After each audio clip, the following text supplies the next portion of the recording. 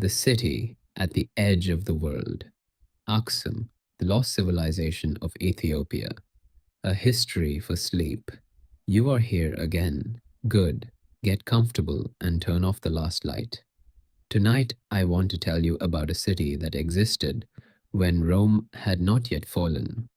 About a civilization that minted its own coins when most of Africa had no writing.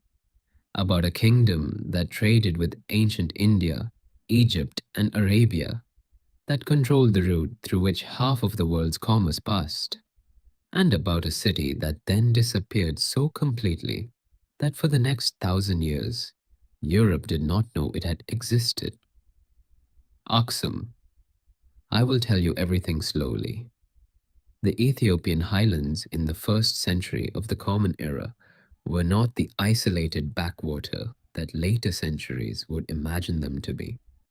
They were the heart of a sophisticated, wealthy, and politically complex state. A state that was plugged into the networks of ancient world trade in ways that connected it to civilizations thousands of miles away. To understand Aksum, you need to understand the geography that made it possible. The city sits in the Tigray region of what is now northern Ethiopia, at an elevation of more than 2,000 meters above sea level. The air is clear and cool, unusually so for this latitude. The rains are reliable enough to support agriculture. The land around the city grows wheat, barley, and teff, the small grain that has been the staple of Ethiopian cuisine for millennia. The pastures support cattle, sheep, and goats. This agricultural base was the foundation. But the real engine of Aksumite wealth was not what the land produced. It was where the land was. Aksum controlled the highland routes between the Red Sea coast and the interior of Africa. Through its main port of Adulis, a city on the Red Sea coast in what is now Eritrea, passed the goods that connected the ancient world's great trading systems. Ivory from the African interior, gold from the mines of what is now Sudan and Ethiopia, tortoiseshell from the East African coast, rhinoceros horn, obsidian, live animals, exotic creatures for Roman arenas and royal menageries, and enslaved people, the darkest commodity of the ancient world's commerce. In return came the goods of Rome and Persia and India, fine cloth, glass vessels, copper and iron implements, wine, olive oil. The Mediterranean world and the Indian Ocean world met at Adulis, and Aksum controlled the gateway. The tolls, taxes, and participation in this trade made Aksum extraordinarily wealthy, and it used that wealth to build things that still astonish anyone who encounters them. The stelae of Aksum are the most visible legacy of the civilization. The giant stone obelisks that rise from the ground in the center of the modern city. They are monolithic, carved from single blocks of granite, quarried from outcroppings several miles from the city, and transported to their current positions by methods that remain a matter of scholarly debate. The largest stele ever erected at Aksum, the Great Stele, which no longer stands, was approximately 33 meters tall and weighed more than 500 tons. Let that number settle. A single piece of granite, 500 tons, raised 33 meters into the air without any technology that modern historians can confidently identify. It fell at some point in antiquity. Whether it fell during erection or collapsed later is unknown. It lies broken on the ground now in several massive pieces, and even horizontal and fragmented it is overwhelming. Its scale impossible to fully process until you stand beside it and look at the stone. The second stele, which stands, is 31 meters tall and is the largest standing ancient monolith in the world. It has stood for approximately 17 centuries. It tapers gently toward the top. Its surface is carved to imitate the facade of a multi-story building with false windows, false doors, a false beam structure. It is, in miniature, a representation of the kind of architecture that the Aksumites actually built, translated into granite and raised to a height that would have been visible for miles across the plateau. What were the stelae for? The most widely accepted interpretation is that they marked the graves of Aksumite kings and nobility. The underground tomb chambers found beneath and near the stelae support this reading. The largest tombs are complex structures cut into the bedrock, chambers connected by corridors with corbelled stone ceilings and stone doors, built for people of enormous wealth and power. But the stelae may also have had religious significance beyond simple grave marking. They may have represented the axis between the world of the living and the world of the dead. They may have been objects of veneration in themselves. The ancient Aksumites did not leave us a written explanation, and the archaeological evidence supports several interpretations without definitively confirming any of them. The coins are a separate kind of marvel. Aksum was one of the earliest states in sub-Saharan Africa to mint its own coinage. The first Aksumite coins appear in the late 3rd century of the Common Era, and the coinage tradition continued for several centuries. Gold, silver, and bronze coins were produced in sizes and denominations that suggest a sophisticated monetary economy rather than simple ceremonial production. The coins bear the portraits of Aksumite kings, sometimes idealized, sometimes strikingly naturalistic, along with inscriptions in Greek and in Ge'ez, the ancient Ethiopic language that is still used as the liturgical language of the Ethiopian Orthodox Church today. The bilingual inscriptions on the coins tell their own story. Greek was the international language of trade in the ancient world, the lingua franca of the Eastern Mediterranean and the Indian Ocean trading networks.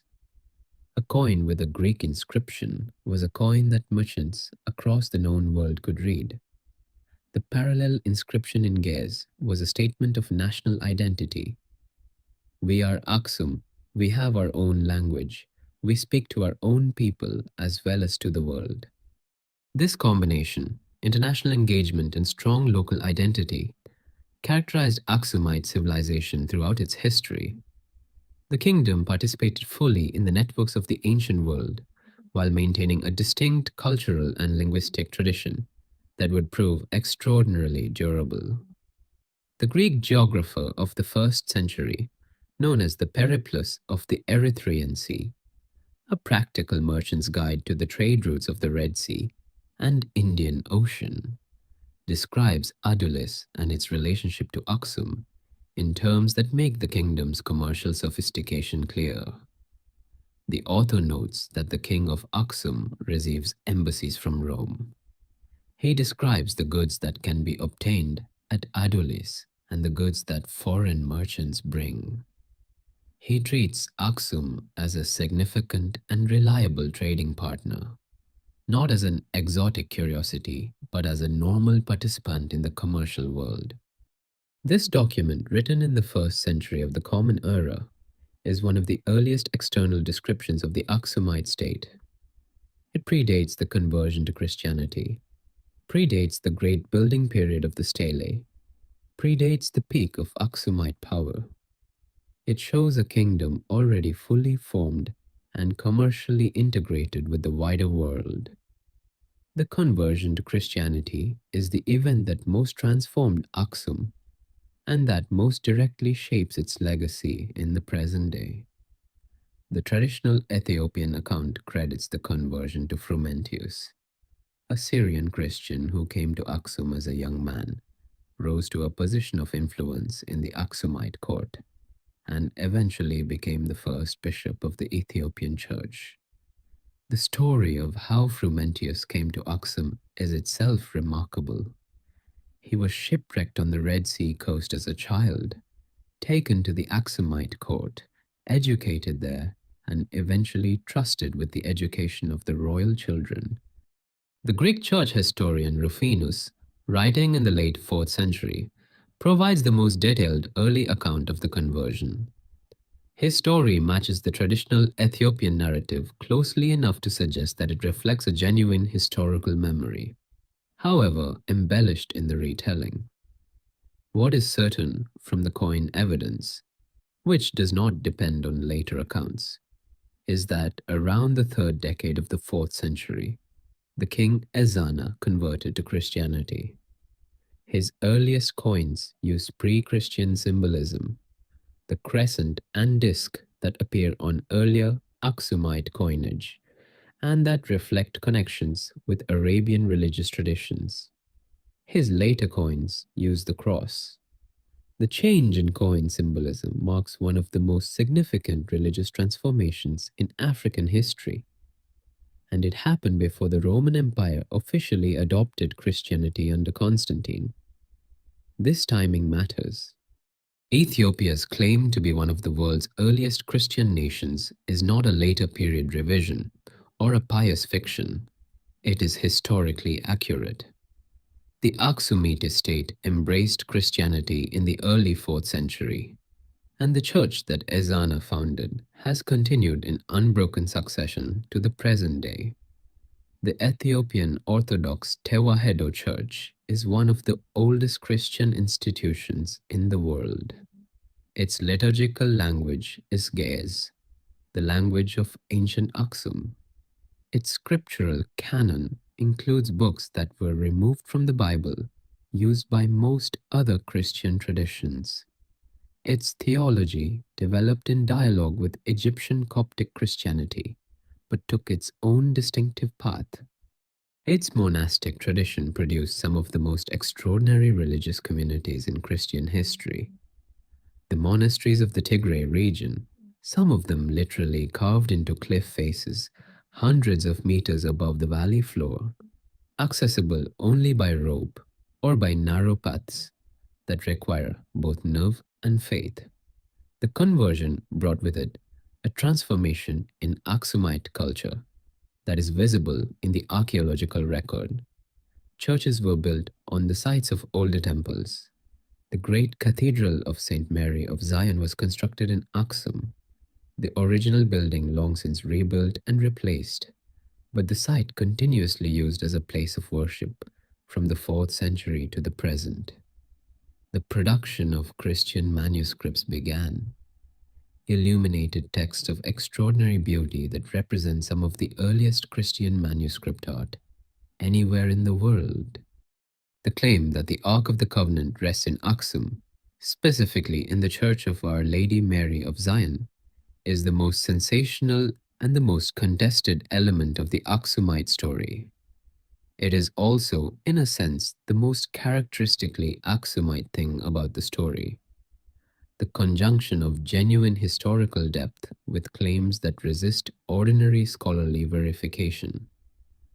The Ethiopian tradition holds that the original Ark, the gold-covered acacia box containing the stone tablets inscribed with the Ten Commandments, described in the book of Exodus, was brought to Ethiopia by Menelik I, the son of Solomon and the Queen of Sheba. The Queen of Sheba, in Ethiopian tradition, was Makeda, queen of a realm that included what is now Ethiopia and Yemen. She visited Solomon in Jerusalem, was impressed by his wisdom, had a son by him, and eventually sent the son to be educated in Jerusalem. Menelik, the story says, returned to Ethiopia with the ark. This tradition is most fully elaborated in the Kebra Nagast, the Glory of Kings, a 14th century Ethiopian text that presents itself as a translation of earlier Arabic and Coptic sources. The Kebra Nagast is not a historical document in the modern sense. It is a theological and political text, written to establish the divine legitimacy of the Solomonic dynasty that ruled Ethiopia from the 13th century until the deposition of Emperor Haile Selassie in 1974. The historical basis for the Queen of Sheba tradition is uncertain and has been debated for centuries. There is a woman identified as the Queen of Sheba in the biblical account of Solomon's reign. Whether she was Ethiopian or Arabian or both is unclear. The archaeological evidence from the relevant period is consistent with significant commercial and cultural connections between the Arabian Peninsula, the Horn of Africa, and the Levant, but it does not confirm the specific narrative of the Kebra Nagast. What cannot be disputed is the sincerity and antiquity of the Ethiopian belief in the ark's presence at Aksum. The tradition is at least many centuries old. It shapes the architecture of Ethiopian churches, which are divided into three sections, with the innermost section, the Holy of Holies, containing a replica of the ark called a tabut. It shapes Ethiopian Orthodox theology and practice in ways that are not easily separated from the tradition. The guardian of the ark, the monk who lives in permanent residence in the small chapel adjoining the church of St. Mary of Zion, and who is the only person permitted to see the object described as the ark, is one of the most unusual religious offices in the world. The guardian is appointed for life. He cannot leave the chapel grounds. He has no successor until the moment before his death, when he appoints the next guardian. No one else, not the patriarch of the Ethiopian Orthodox Church, not any government official, not any foreign scholar, is permitted to enter the sanctuary and examine what is there. This absolute and enforced inaccessibility is, from a scholarly perspective, simultaneously understandable and frustrating. It means that the claim cannot be verified by external examination. It also means that it cannot be definitively refuted. The guardian knows what he guards. He is not telling. The trading networks that sustained Aksum reach further than most people imagine. The Indian Ocean trade in the first millennium of the Common Era was not a minor regional phenomenon. It was one of the most significant economic systems in human history, connecting East Africa, the Arabian Peninsula, South Asia, and Southeast Asia through monsoon-driven sailing routes that were understood and exploited by sailors from all these regions. Aksum's port at Adulis was a node in this network. Ships from India called there. Ships from Arabia called there. Merchant vessels from Egypt brought goods from the Mediterranean world. The goods that moved through Adulis in the 1st through 6th centuries represent an astonishing range. Not only the African commodities already mentioned, but Indian cotton, Sri Lankan cinnamon, Chinese silk that had traveled overland to India and then by sea to the Red Sea.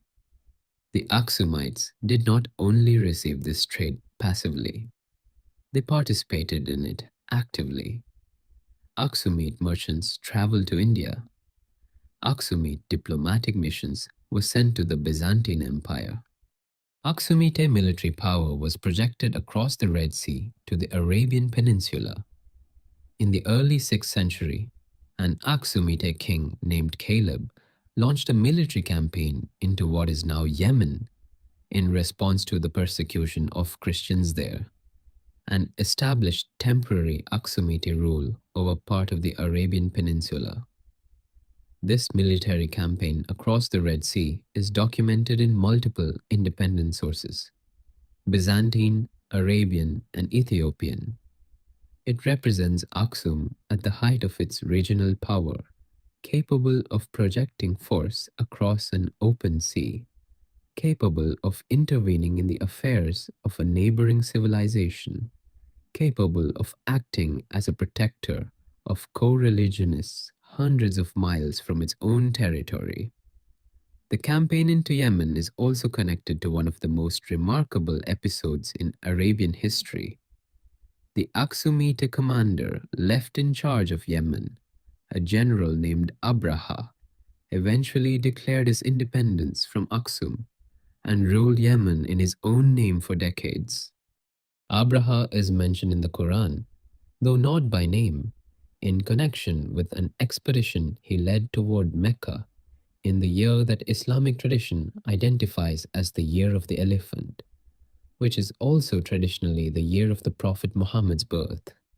The connection between Aksumite history and early Islamic history runs deeper than this single episode.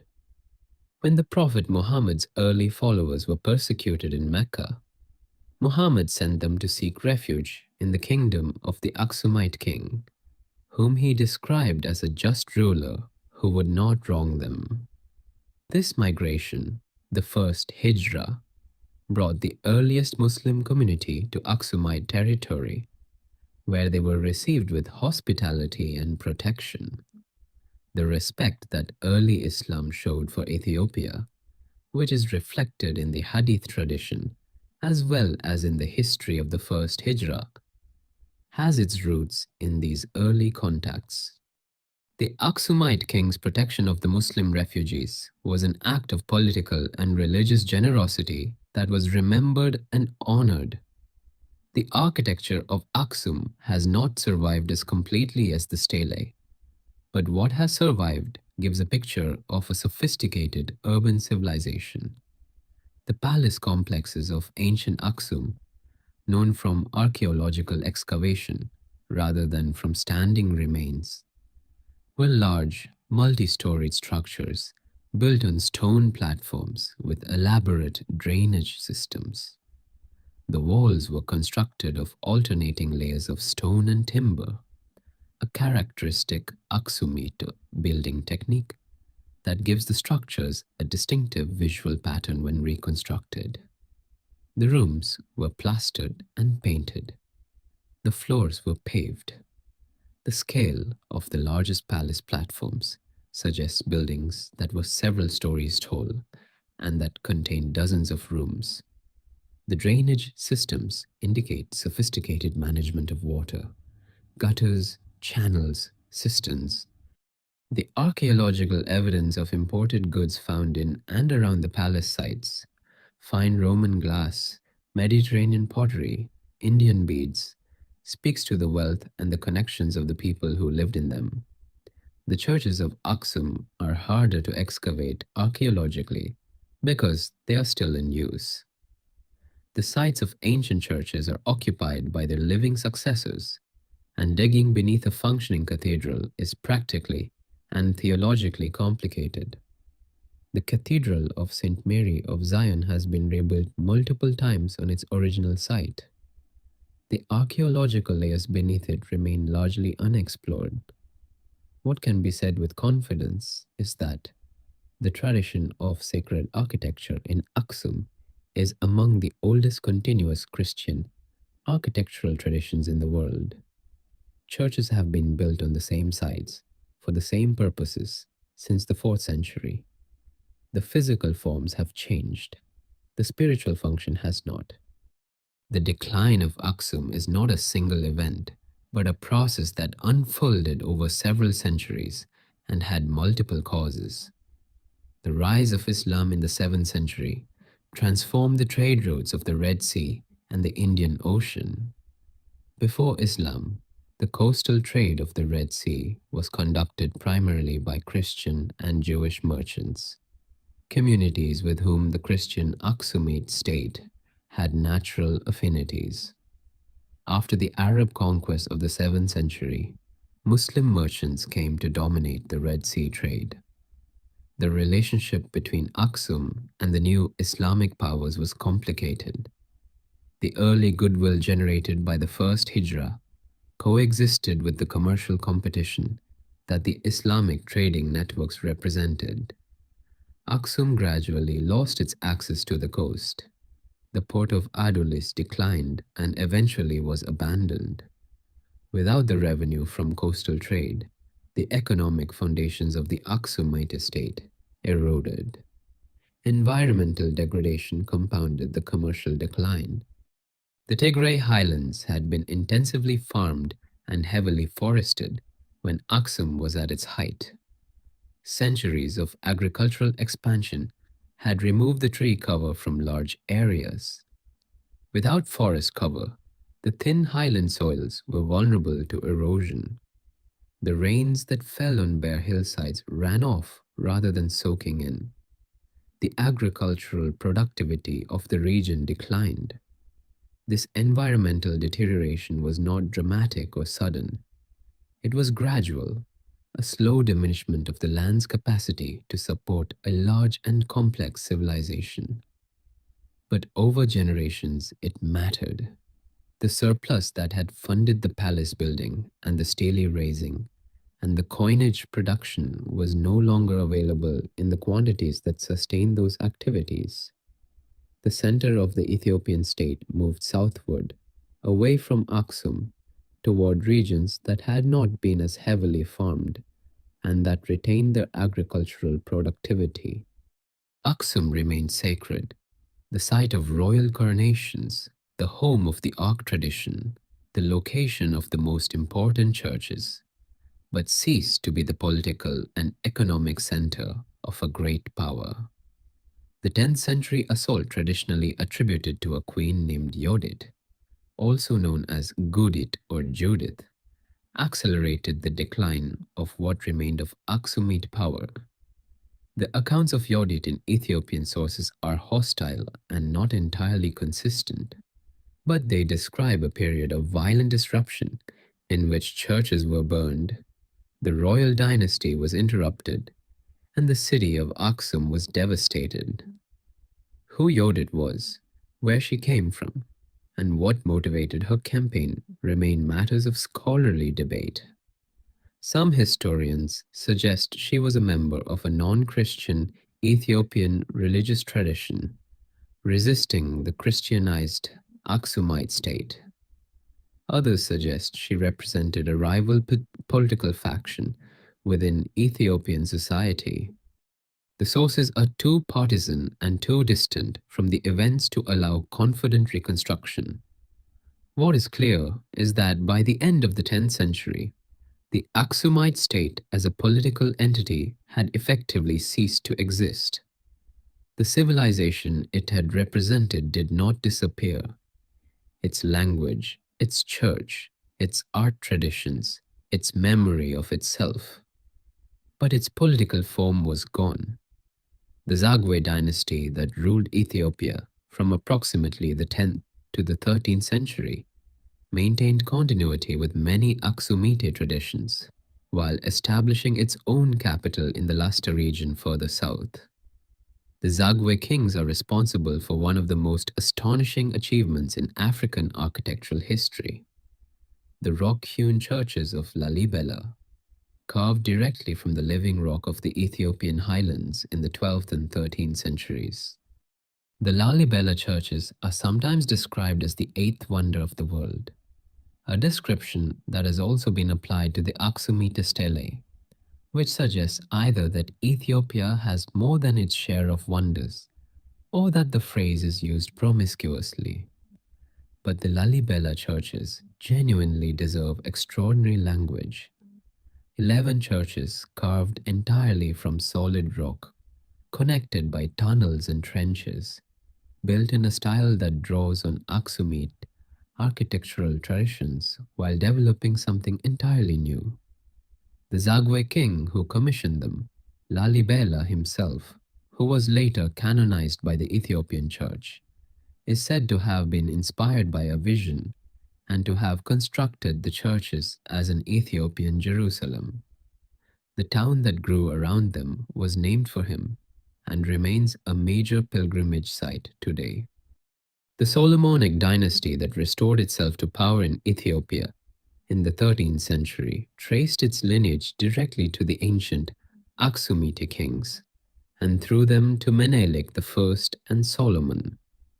The Kebra Nagast was produced in this context as a theological and political document establishing the divine mandate of the restored Solomonic line. This dynasty, with various interruptions and crises, ruled Ethiopia until 1974. Its last emperor, Haile Selassie, claimed descent from Solomon and the Queen of Sheba, He was deposed by a Marxist military coup and died in custody the following year. The Solomonic dynasties claim to be the world's longest reigning royal house, a claim stretching from the ancient Aksumite kings through the medieval Solomonic restoration to the 20th century, is impossible to verify in its full extent, but reflects a genuine thread of institutional continuity in Ethiopian history that has no parallel elsewhere in Africa. The European encounter with Aksumite civilization came later than it should have and was more confused than it needed to be. Portuguese explorers reached the Ethiopian court in the late 15th century and were astonished by what they found. A sophisticated Christian civilization with a long history, a complex theology, and a distinctive culture that had developed entirely independently of European influence. They had expected to find the legendary kingdom of Prester John, a mythical Christian king somewhere in the East or in Africa, whose kingdom was supposed to be a potential ally against Islam. What they found was considerably more real and considerably more complex than the legend. The Portuguese Jesuits, who subsequently worked in Ethiopia in the 16th and 17th centuries, left detailed accounts of the country, its history, its churches, and its people. These accounts are valuable historical sources, but they are also sources shaped by the Jesuits' specific agenda, which was to bring the Ethiopian Church into union with Rome, to replace the ancient JS liturgical tradition with Latin, and to convince the Ethiopian emperors to accept papal authority. This agenda was ultimately unsuccessful. The Ethiopian Church maintained its independence. The Jesuit mission ended in expulsion, but the encounters produced written records that preserved information about Ethiopian history and about Aksumite monuments that would otherwise have been lost or never recorded. The first significant European archaeological investigation of Aksum came in the 20th century. The British archaeologist David Philipson conducted extensive excavations at Aksum from the 1980s onward, producing the most comprehensive scholarly account of the city's archaeological remains. His work transformed academic understanding of the civilization's scale and sophistication. Earlier in the 20th century, the Italian archaeologist Roberto Paribeni had conducted excavations at Adulis, the ancient Aksumite port. The excavations revealed a city of significant size and complexity, with evidence of connections to Rome, Arabia, and India, before the site was partially damaged by later development. The Italian colonial presence in Ethiopia, culminating in Mussolini's conquest of the country in 1936, left a complicated legacy for Aksumite heritage. Italian archaeologists conducted significant research at Aksumite sites. Italian engineers built infrastructure that connected Aksum to the modern world. And Italian soldiers removed the second largest standing stelae from Aksum and shipped it to Rome, where it was re-erected near the Circus Maximus. The removal of the obelisk of Aksum, as the stelae became known in Italy, was a deliberate act of cultural appropriation, part of the theatrical self-presentation of the fascist regime as heir to the Roman Empire. The obelisk stood in Rome for 68 years before Italy finally agreed to return it. The physical return of the stele was complicated by the need to dismantle it for transport, to repair damage it had sustained, and to re-erect it at its original site. The process took years. The stele was finally re-erected in Aksum in 2008, 71 years after its removal. Its return was an occasion of national celebration in Ethiopia. The stele's restoration to its original position after 7 decades in a foreign capital, connected the present to a past that stretches back nearly 2,000 years. The modern city of Aksum is a small place by the standards of our time, a provincial town of 50,000 people in the Tigray region of northern Ethiopia. It has an airport, it has hotels, it has a museum, the Aksum Museum, which holds a significant collection of artifacts from the ancient city. It has the stelae field, the archaeological sites, the churches. What it does not have is the prominence in world consciousness that its history deserves. Aksum is not as well known as it should be. The civilization it represents is not as fully appreciated in the global narrative of human achievement as its actual significance warrants. Part of this is simple geography and history. A city in the highlands of northern Africa, speaking a language unfamiliar to European and American readers, practicing a form of Christianity that diverged from the Western tradition 14 centuries ago, ruled by dynasties whose names and stories are not part of the standard Western historical curriculum. Part of it is the damage done by centuries of European dismissal of African history. The assumption, which was never accurate and which scholarship has comprehensively demolished, that significant historical development in Africa was limited to the regions closest to European contact. And part of it is simply the nature of time and distance. Aksum flourished and declined before most of the nations that now dominate world attention existed. Its monuments are magnificent but require travel to appreciate. Its language requires specialized study to read. Its history requires engagement with sources: Ethiopian, Greek, Arabian, Byzantine, that most general readers never encounter. The scholars who have devoted their careers to Aksumite history have produced extraordinary work. The picture they have assembled of a sophisticated, cosmopolitan, commercially engaged, artistically accomplished civilization that flourished for nearly 1,000 years at the crossroads of the ancient world is one of the great contributions of 20th and 21st century archaeology and history. But their work has not yet fully penetrated popular consciousness, and Aksum remains, for most people, either unknown or vaguely known as the place that claims to have the Ark of the Covenant. The Ark claim is, in one sense, the perfect expression of the problem. It is the thing that makes Aksum legible to a Western audience. The connection to a familiar biblical story, the sensational possibility of the world's most famous lost object sitting in a small chapel in a small Ethiopian town. But it also distracts from the history that does not need a sensational hook to be remarkable. A civilization that lasted 1,000 years. A coinage tradition that predates most African states. A conversion to Christianity that predated Rome's.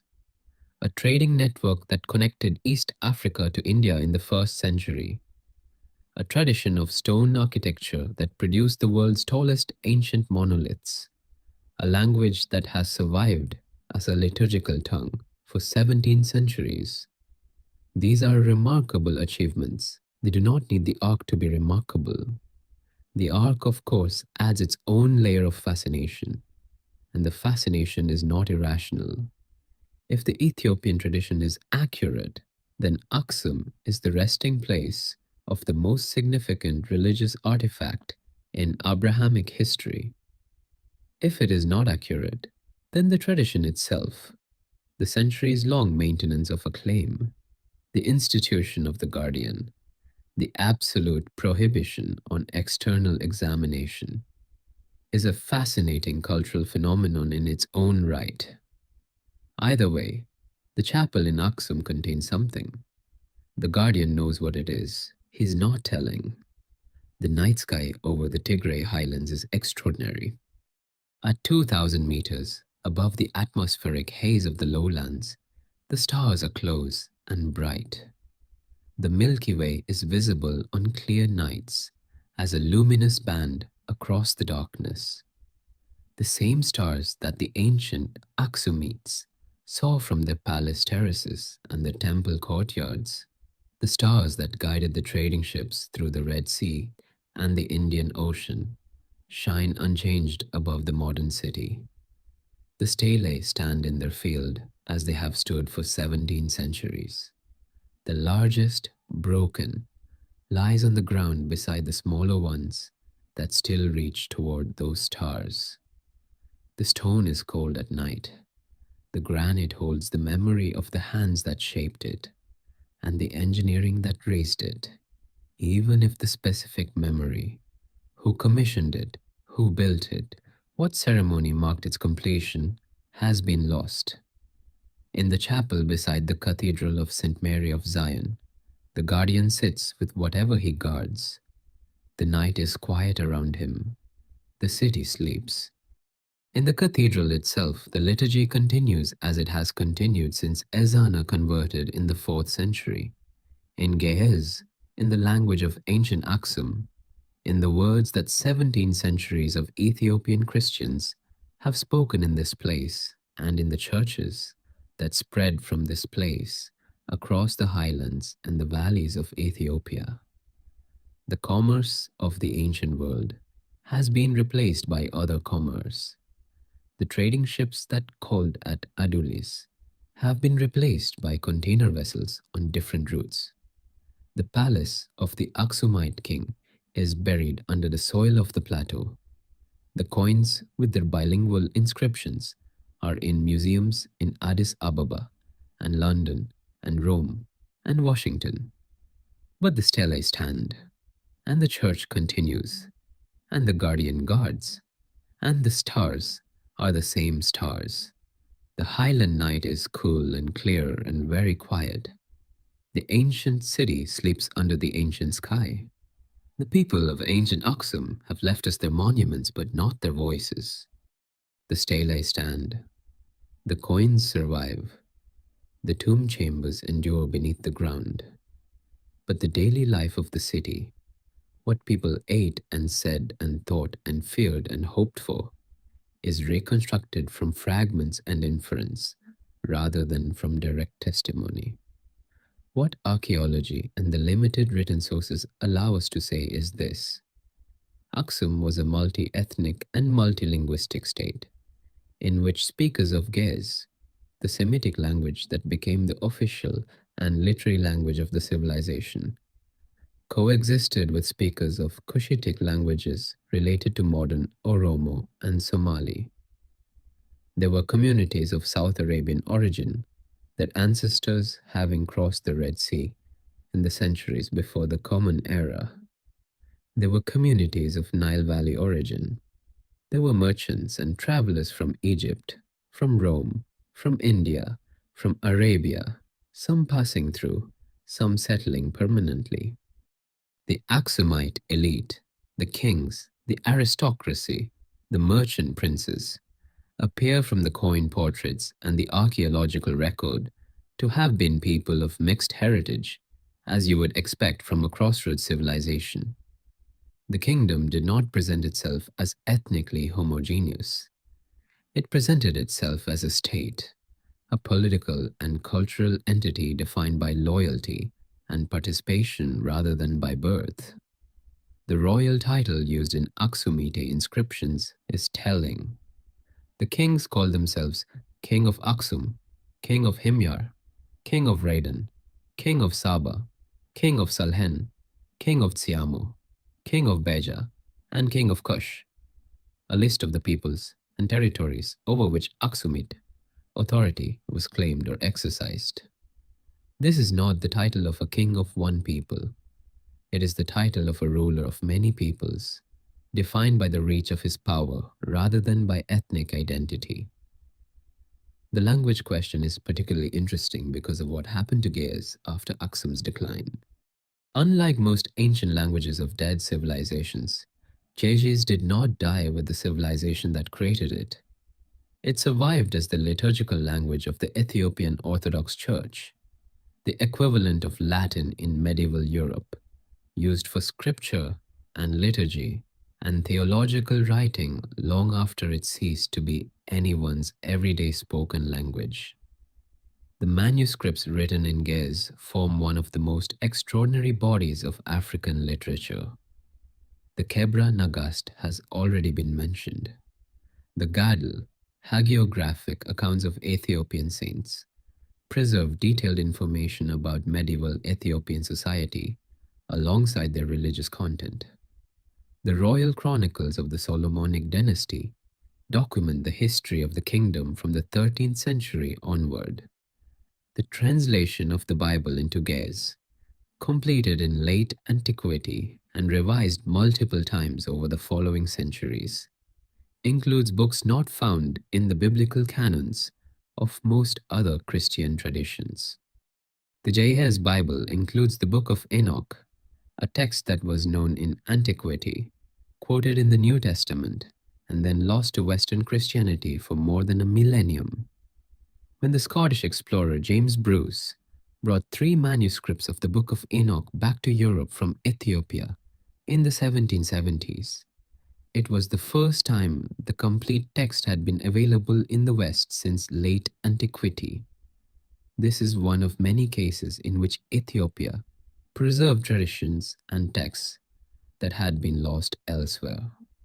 The Ethiopian Church's distinctive canon, its distinctive theology, and its distinctive liturgical tradition represent not a deviation from some mainstream Christian orthodoxy, but an independent development of early Christianity that has its own integrity and its own claim to authenticity. The monastery of Debre Damo, accessible only by rope because it sits atop a completely vertical-sided umber, a flat-topped mountain, is one of the oldest Christian monasteries in Ethiopia. Its church is built in the Aksumite architectural style and may incorporate elements of the original Aksumite building. The monks who live there maintain a tradition of manuscript preservation that goes back centuries, a library of illuminated texts, some of them ancient, stored in a building that can only be reached by the method that has always been used. Haul yourself up the cliff face on a rope of braided leather. This monastery represents something important about the relationship between Aksumite civilization and its legacy. The civilization declined, the state collapsed, the great trading city became a small market town.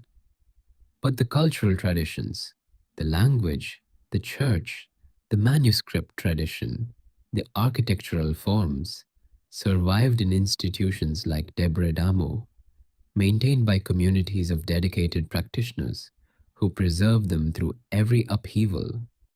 The survival of Ge'ez, of the Ethiopian biblical canon, of the Aksumite architectural tradition in the rock-hewn churches of Tigray. These are not accidents. They are the product of conscious preservation by people who understood that what they were maintaining was irreplaceable. The rock-hewn churches of the Tigray region deserve more extended attention than they typically receive. There are more than 100 of them, churches carved directly from the sandstone and granite outcroppings of the Tigray highlands, some of them in positions of extraordinary inaccessibility, some of them decorated with wall paintings that have survived for centuries in the dry highland air. Many of these churches predate the Zagwe period. Some may date to the Aksumite period itself. Their locations, often on cliff faces, on mountaintops, in places that require significant physical effort to reach, reflect a theology of sacred space in which the difficulty of access is itself meaningful, in which the separation of the sacred from the ordinary world is expressed in geographical terms. The paintings in the Tigray churches are among the most significant examples of medieval African art. The iconographic tradition they represent, the specific ways in which biblical figures are depicted, the narrative sequences chosen, the color palette, and compositional conventions, developed in dialogue with Byzantine and Coptic Christian art, but followed its own distinctive path. Ethiopian Christian art is immediately recognizable and not reducible to any other tradition. The figures in Ethiopian Christian painting have large almond shaped eyes, a convention that appears early in the tradition and persists through the centuries. The backgrounds are rich and flat, without the attempt at spatial depth that became central to European painting after the Renaissance. The colors are bold, deep reds, vivid blues, strong greens, applied in ways that convey spiritual intensity rather than naturalistic representation.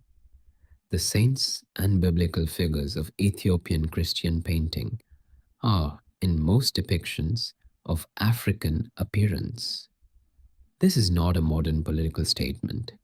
It is an ancient and consistent feature of the tradition, the natural result of a Christian community that understood its faith as its own, expressed in its own visual vocabulary with its own faces. The agricultural landscape of the Tigray highlands has changed significantly since the Aksumite period, and not always for the better. The deforestation that began in the Aksumite period continued through the subsequent centuries. By the modern period, large areas of the highlands that were once forested are now bare hillsides. The erosion that followed deforestation has left many areas with thin, vulnerable soils. But there are also examples of successful land restoration. Reforestation efforts in parts of Tigray have demonstrated that the highlands can recover the tree cover if given the chance, that the environmental damage of centuries is not irreversible. Seeing a hillside that was bare a generation ago, now covered with young trees, gives a different perspective on the long arc of environmental history in the region. The recent history of the Tigray region is painful and cannot be ignored in a story about Aksum. The civil war that began in Ethiopia in November 2020 and that brought intense fighting to the Tigray region caused enormous suffering and significant damage to cultural heritage sites. Churches and monasteries were attacked. Manuscripts were destroyed or looted. The people of Tigray suffered on a scale that is still being assessed. The ancient stelae of Aksum survived the recent conflict, as they survived everything before it. The churches of Tigray suffered varying degrees of damage. Some manuscripts from ancient repositories were lost. The resilience of Aksumite heritage, its survival through the decline of the ancient state, through medieval upheavals, through Italian occupation, through recent conflict, is not a guarantee of future survival. It is a reminder that what humans build can endure, and also a reminder of how fragile cultural heritage is when political violence reaches the places where it is preserved. The connection between Aksum and the modern world is not only archaeological and historical, it is also religious and political and emotional. For the Ethiopian Orthodox faithful, who number in the tens of millions, Aksum is the most sacred city in the tradition. It is where the ark rests. It is where the first Ethiopian Christian king was baptized. It is where the Ethiopian church was founded. To visit Aksum is a pilgrimage in the full sense of the word, a journey to the origins of everything the faith holds most precious. For the Rastafari, the religious and social movement that emerged in Jamaica in the 1930s, and that regards Ethiopia as the promised land, and Haile Selassie as a divine figure, Aksum has a different but equally powerful significance. The connection between the Solomonic dynasty, the Ark tradition, and the theological framework of Rastafari makes Aksum a site of deep spiritual meaning for communities across the Caribbean, North America, and Africa. For the government and people of Ethiopia, across the religious and ethnic complexity of one of Africa's most diverse nations, Aksum represents a shared ancient heritage, a claimed historical depth, and civilizational achievement that predates the modern nation state by nearly 2 millennia. These different relationships to Aksum, the religious, the diaspora, the national, are not always easy to disentangle. They sometimes produce conflicting claims about how the site should be managed, what should be prioritized, who has the right to make decisions about it. Heritage management at Aksum is not a simple technical problem. It is a negotiation among multiple communities with legitimate but sometimes incompatible interests. What is not in dispute is the significance of what stands there. The stelae are real, the churches are real, the history is real. A civilization of the first rank flourished in these highlands for nearly 1,000 years, and the traces of that civilization, in stone and manuscript and living religious tradition, have survived into the present. The highland night is cool and still. The stars are bright above the plateau. The ancient stones stand in the darkness as they have always stood. The guardian keeps his vigil. The church continues its liturgy. And somewhere beneath the soil and the centuries, the rest of the ancient city waits, undiscovered, unexplored, holding whatever it holds. The question of what Aksum means, not historically but philosophically, is one that the history itself does not fully answer. Every civilization that rises and falls poses the same questions. What is the relationship between the peak of achievement and the subsequent decline? What is preserved and what is lost? Who carries the legacy and in what form? For Aksum, these questions have specific answers that are more interesting than the generic ones. What was preserved? The language in liturgical form, the church in institutional form, the manuscript tradition, the art, the architectural memory visible in the rock-hewn churches of Tigray and in the Aksumite-influenced building style of Ethiopian churches across the country. The arc tradition, whatever it ultimately contains or represents. The dynastic claim, maintained through centuries of disruption until 1974. What was lost? The specific knowledge of how the stelae were raised, the palace archives, if they existed, the detailed commercial records of the Red Sea trade, the private lives of the people, the songs, the stories, the daily texture. Most of what it actually felt like to be alive in ancient Aksum. This pattern of partial preservation is not unique to Aksum. It characterizes the legacy of most ancient civilizations. What survives tends to be what was made of durable materials, what was preserved in institutional contexts, what was considered sacred or officially important enough to protect. The everyday and the personal and the ephemeral disappear. What is distinctive about Aksum's partial preservation is how much it preserved through living institutions rather than through physical remains alone. The Ethiopian church is not a museum of Aksumite civilization. It is a living continuation of it, evolving, adapting, generating new cultural production while maintaining ancient forms. The monks who copy manuscripts in Ge'ez today are not performing a historical reenactment. They are continuing a practice that has never stopped. This living continuity gives Aksumite civilization a different kind of afterlife than most ancient civilizations possess. Ancient Rome is preserved in archaeological sites and in the Latin tradition of Western scholarship, but no one speaks Latin as a native language, and no institution continues Roman practice in an unbroken line. Ancient Aksum is preserved in the Ethiopian Orthodox Church, which speaks Ge'ez, in its liturgy, uses the Aksumite scriptural canon, maintains the Ark tradition, and consecrates its places of worship with the Tabot, the replica of the Ark that links every Ethiopian church to the central Aksumite religious claim. The continuity is imperfect. Every institution changes over time, and the Ethiopian church of the 21st century is not identical to the church of the 4th century. But the thread is real and unbroken. There is a word in Ge'ez that does not have a simple English translation, Timhert.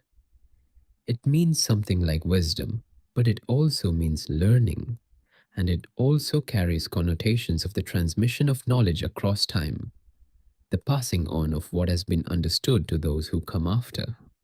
It is a word that appears frequently in Ethiopian Christian texts, used to describe both the content of what is taught and the act of teaching it.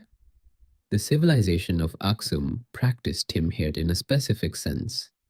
It transmitted what it knew to the institutions that survived it, and those institutions have practiced Timhert ever since.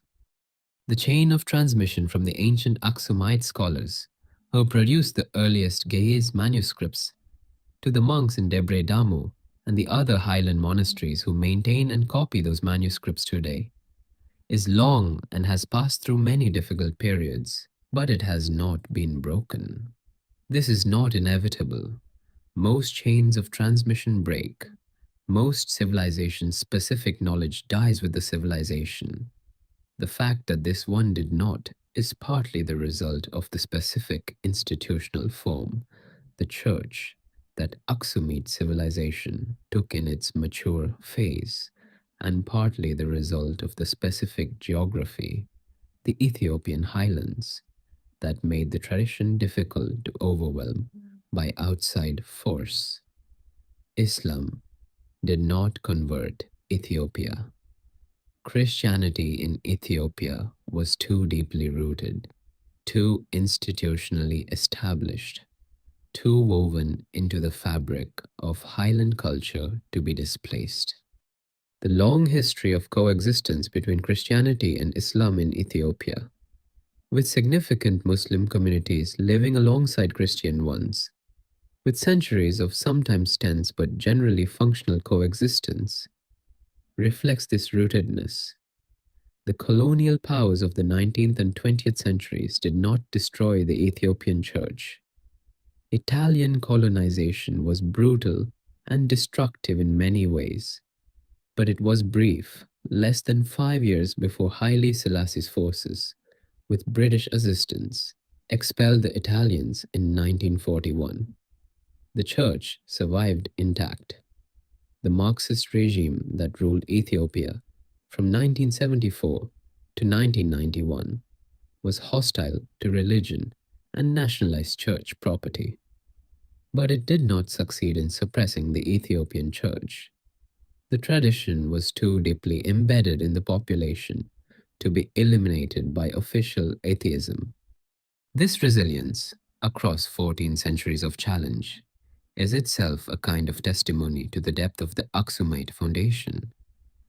The monastery of Debre Damu sits on its flat-topped mountain like a ship on a sea of air. Below it, the Tigray highlands spread in every direction, brown and gold in the dry season, green and lush after the rains. The air is clear. The silence is total except for the wind and the birds, and from within the monastery walls, the sound of chanting. The monks who live there have chosen a form of life that emphasizes continuity above almost everything else. They wake at the same hours that monks have woken there for centuries. They pray in the same language that monks prayed in when the monastery was founded. They copy manuscripts with the same materials and techniques that were used to produce the oldest manuscripts in their library. This is not nostalgia or historical reenactment. It is a deliberate choice, a theological position that values continuity with the past as itself spiritually significant, that sees the maintenance of ancient practice as a form of fidelity to God and to the community that established the practice. From a secular historical perspective, this commitment to continuity has had the practical effect of preserving knowledge, art, and language that would otherwise have been lost. The monks of Debre Damu and the other Ethiopian highland monasteries are, among other things, the custodians of a significant portion of Africa's pre-modern literary heritage. The Queen of Sheba, or Makeda, as she is known in Ethiopian tradition, is one of the most intriguing figures in the connection between Aksumite history and the wider world. The biblical account in First Kings describes a queen from the south who came to Jerusalem to test Solomon with hard questions, was satisfied by his wisdom, and returned to her own country bearing gifts from the king. The account is brief, only a few verses, and provides no details about who this queen was or where her kingdom was. The gap in the biblical account has been filled differently by different traditions. Jewish tradition, Quranic tradition, Ethiopian tradition, and Yemeni tradition have all produced their own versions of the story. The Ethiopian tradition, embodied in the Kebra Nagast, is the most elaborate, providing the queen's name, her itinerary, her relationship with Solomon, and the birth and career of their son Menelik. The archaeological evidence for the Queen of Sheba tradition is ambiguous in the specific, but suggestive in general terms. There is good archaeological evidence for significant cultural and commercial connections between the Ethiopian highlands and southern Arabia in the period before the Common Era. There is evidence of South Arabian influence in early Aksumite culture, in the script used for early inscriptions, in certain architectural forms, in religious symbolism.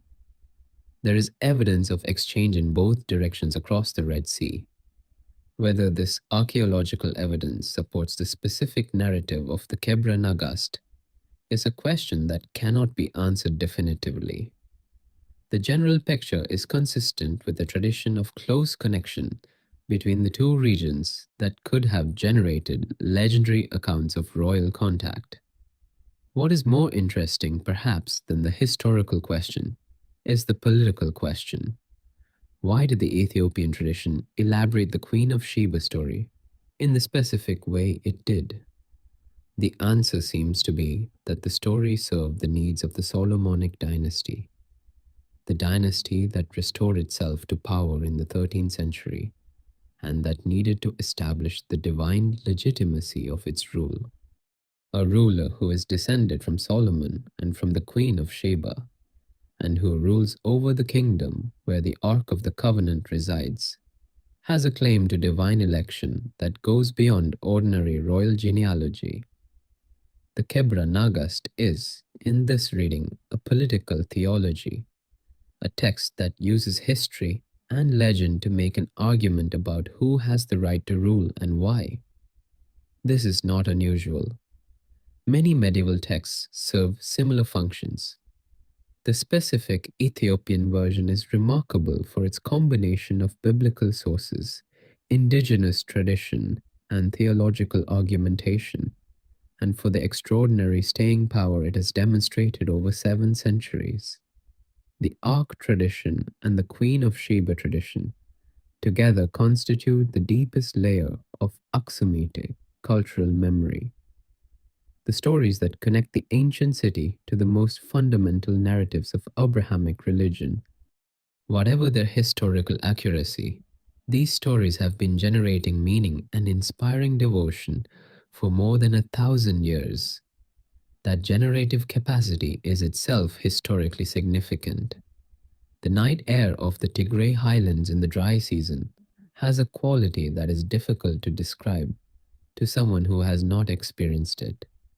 It is cool and very dry, thin at altitude, clear in a way that lowland air never quite achieves. The stars at night are closer than they seem at sea level, more present, less mediated by atmosphere.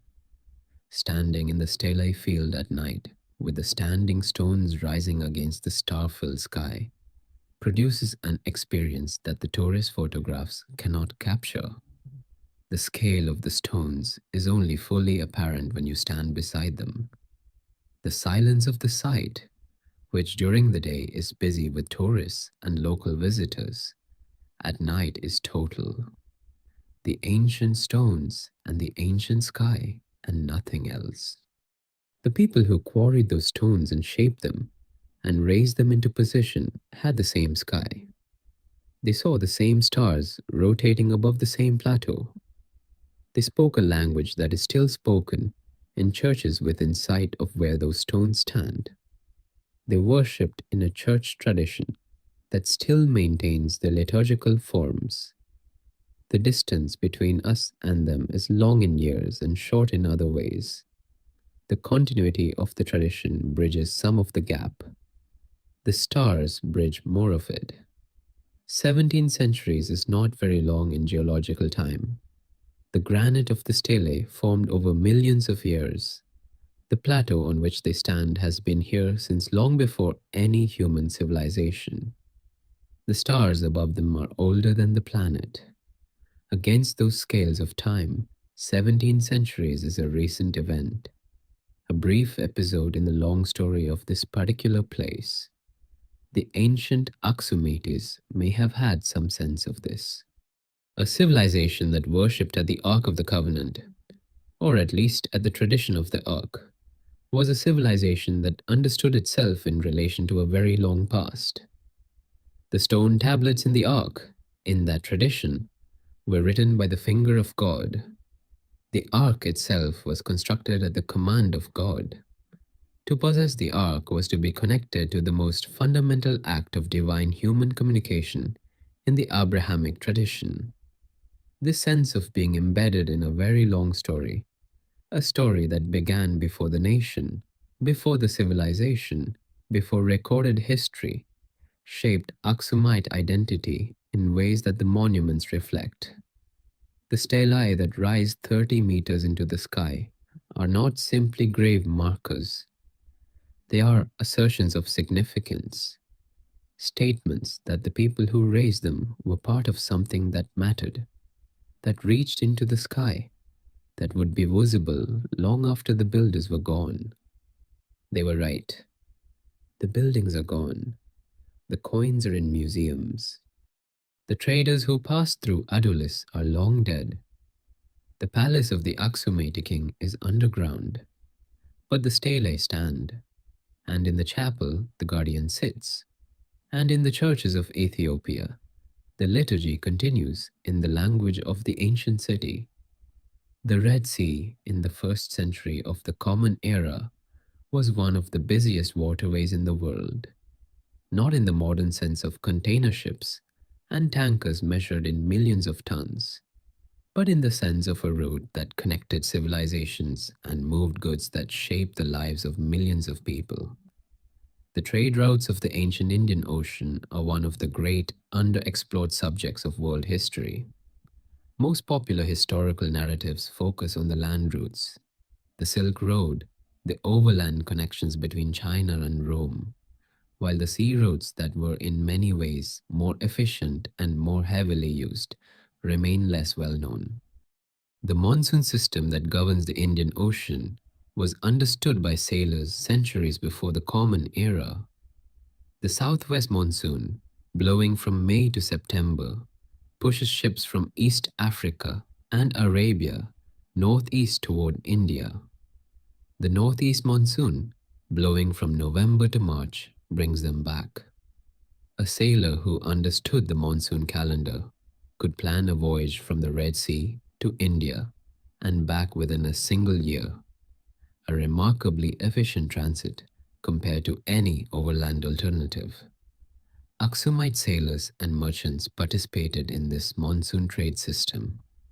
The goods they carried, the African ivory, gold, and tortoiseshell that were particularly prized in Indian and Roman markets, were competitive products that could bear the cost of long-distance transport.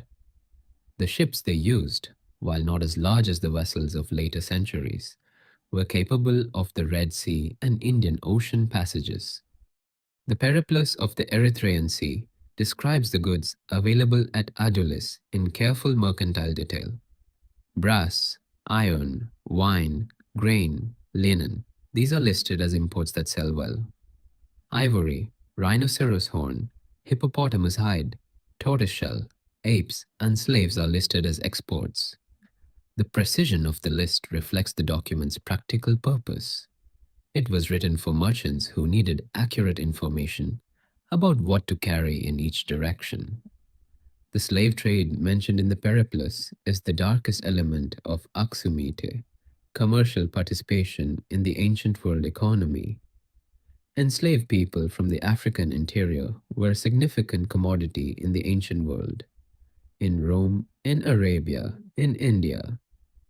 Aksum's position as a middleman in this trade, capturing, purchasing, or receiving enslaved Africans from the interior and selling them into the maritime trade system, is not a comfortable element of the civilization's history, but it is part of it. This discomfort should not cause us to sanitize the history. Aksumite participation in the slave trade was consistent with the practices of every other significant state in the ancient world.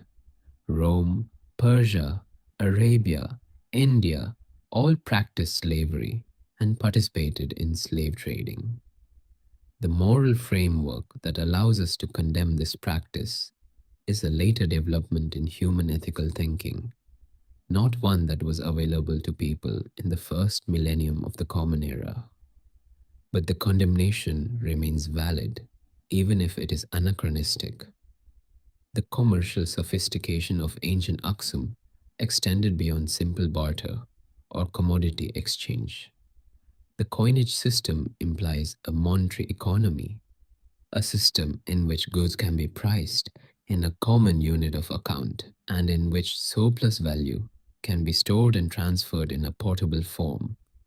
The weight standards and purity of Aksumite coins show consistency across different reigns and different denominations, suggesting a state with the institutional capacity to maintain monetary discipline over extended periods. This monetary sophistication matters for understanding what kind of state Aksum was. A state that maintains consistent coinage is a state with functioning institutions, with a mint, with inspectors, with the political authority to enforce monetary standards.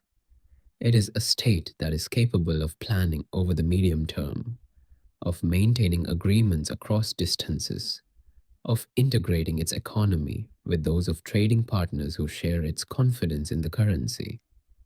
The presence of Aksumite coins in archaeological sites across the Red Sea region, in Arabian Peninsula sites, in Egyptian sites, demonstrates that the coins were accepted as a medium of exchange beyond Aksumite territory. A currency that circulates beyond the borders of the issuing state is a currency that commands trust. Trust in the political stability and honest dealing of the state that issues it. The ancient world's testimony about Aksum is consistently respectful, and this consistency matters. The Periplus is a merchant's document. It has no interest in flattering the rulers of Aksum. Its matter-of-fact description of a sophisticated trading partner reflects genuine commercial confidence. The Persian source that identifies Aksum as one of the four greatest kingdoms of the world is a diplomatic and political assessment. It reflects Persian understanding of the global balance of power. These are not the observations of people who saw Aksum as marginal or primitive. They are the observations of sophisticated observers who recognized a peer.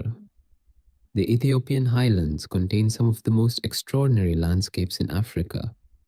The Samian Mountains in the north reach nearly 5,000 meters above sea level. The roof of Africa, almost.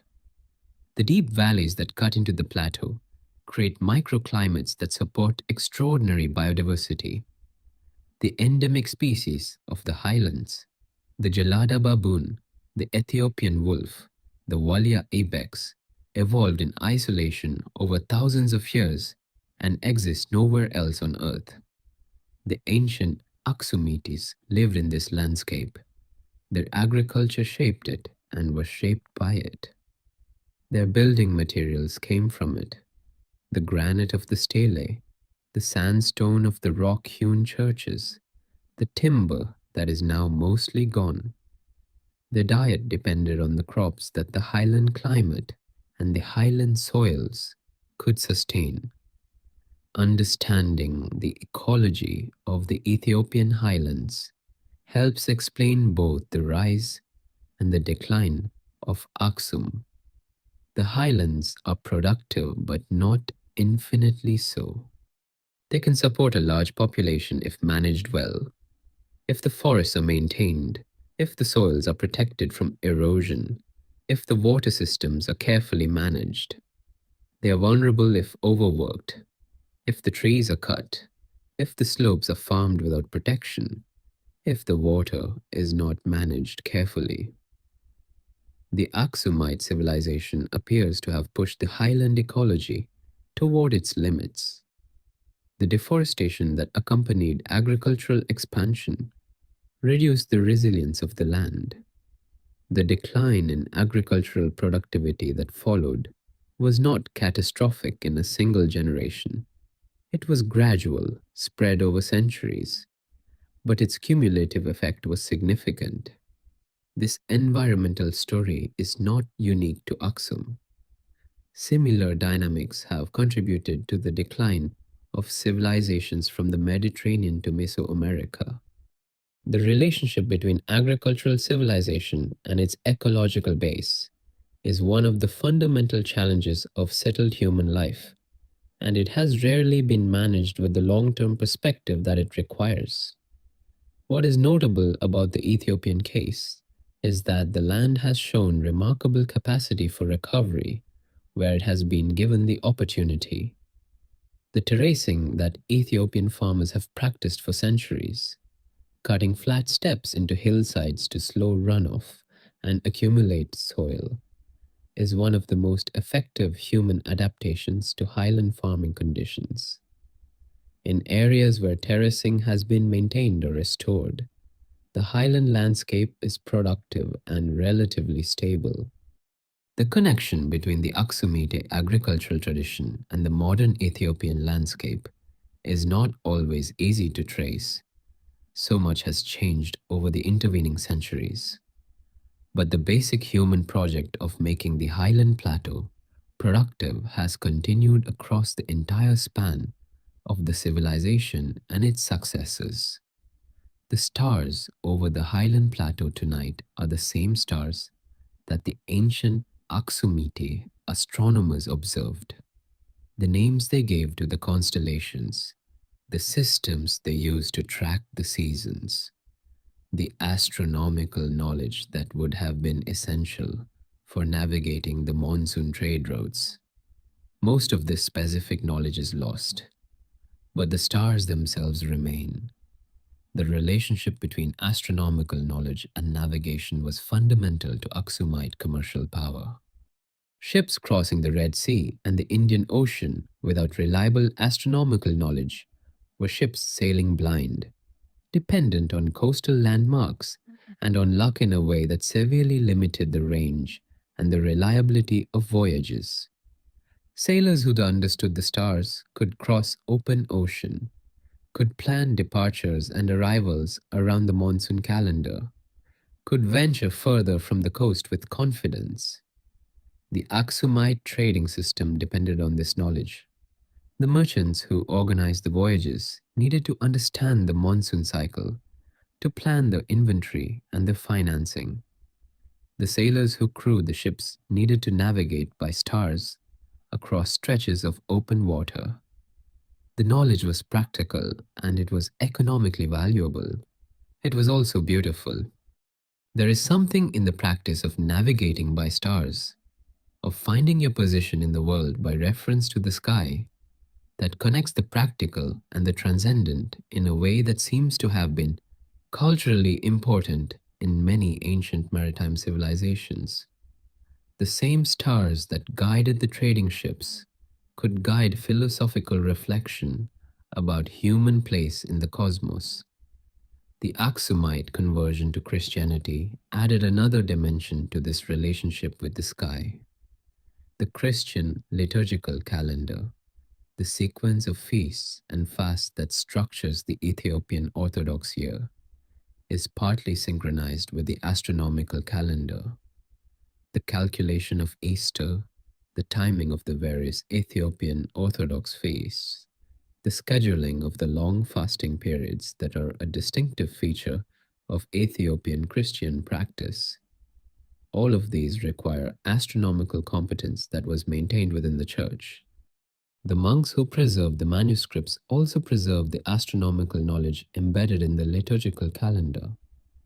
The chain of transmission that carried Ge'ez language and biblical texts from the Aksumite period to the present also carried this more practical knowledge.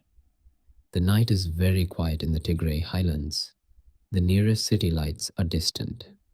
The Milky Way is visible in its full extent, a luminous river across the darkness, incomprehensible in its scale, familiar in its constancy.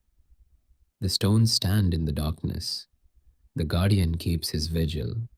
The ancient city breathes in the night air of the plateau.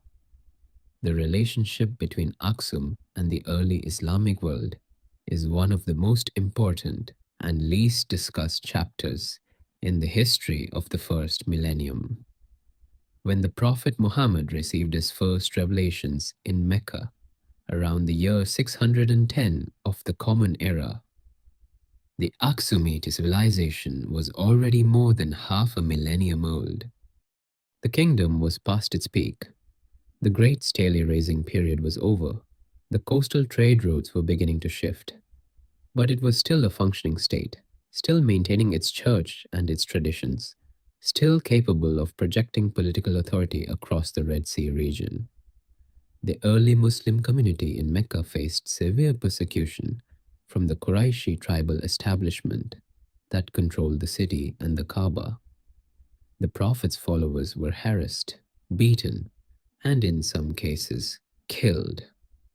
In approximately 615 of the Common Era, several years before the Hijrah to Medina that marks the beginning of the Islamic calendar, Muhammad advised a group of his followers to seek refuge in the kingdom of the Negus, the king of Abyssinia. The choice of Abyssinia as a refuge was deliberate and significant. Ethiopia was a Christian kingdom, not an Islamic one. The early Muslim community chose to seek refuge not with tribal allies or with sympathetic Arab communities, but with a non-Muslim state across the Red Sea. The reason given in the Islamic tradition is that the king of the Abyssinians was a just ruler in whose land no one was wronged, a description that reflects genuine respect for Aksumite governance. The Aksumite king, identified in Islamic tradition as Ashama ibn Abjar, usually called the Negus, received the Muslim refugees with hospitality. When the Qurayshi sent an embassy to request the refugees' extradition, the Negus heard both sides and concluded that the Muslim faith was close enough to Christianity, both being Abrahamic monotheisms, both honoring Jesus, though in different ways, that he could not justify returning the refugees to persecution. This decision had consequences that reverberate through the subsequent history of Muslim-Christian relations.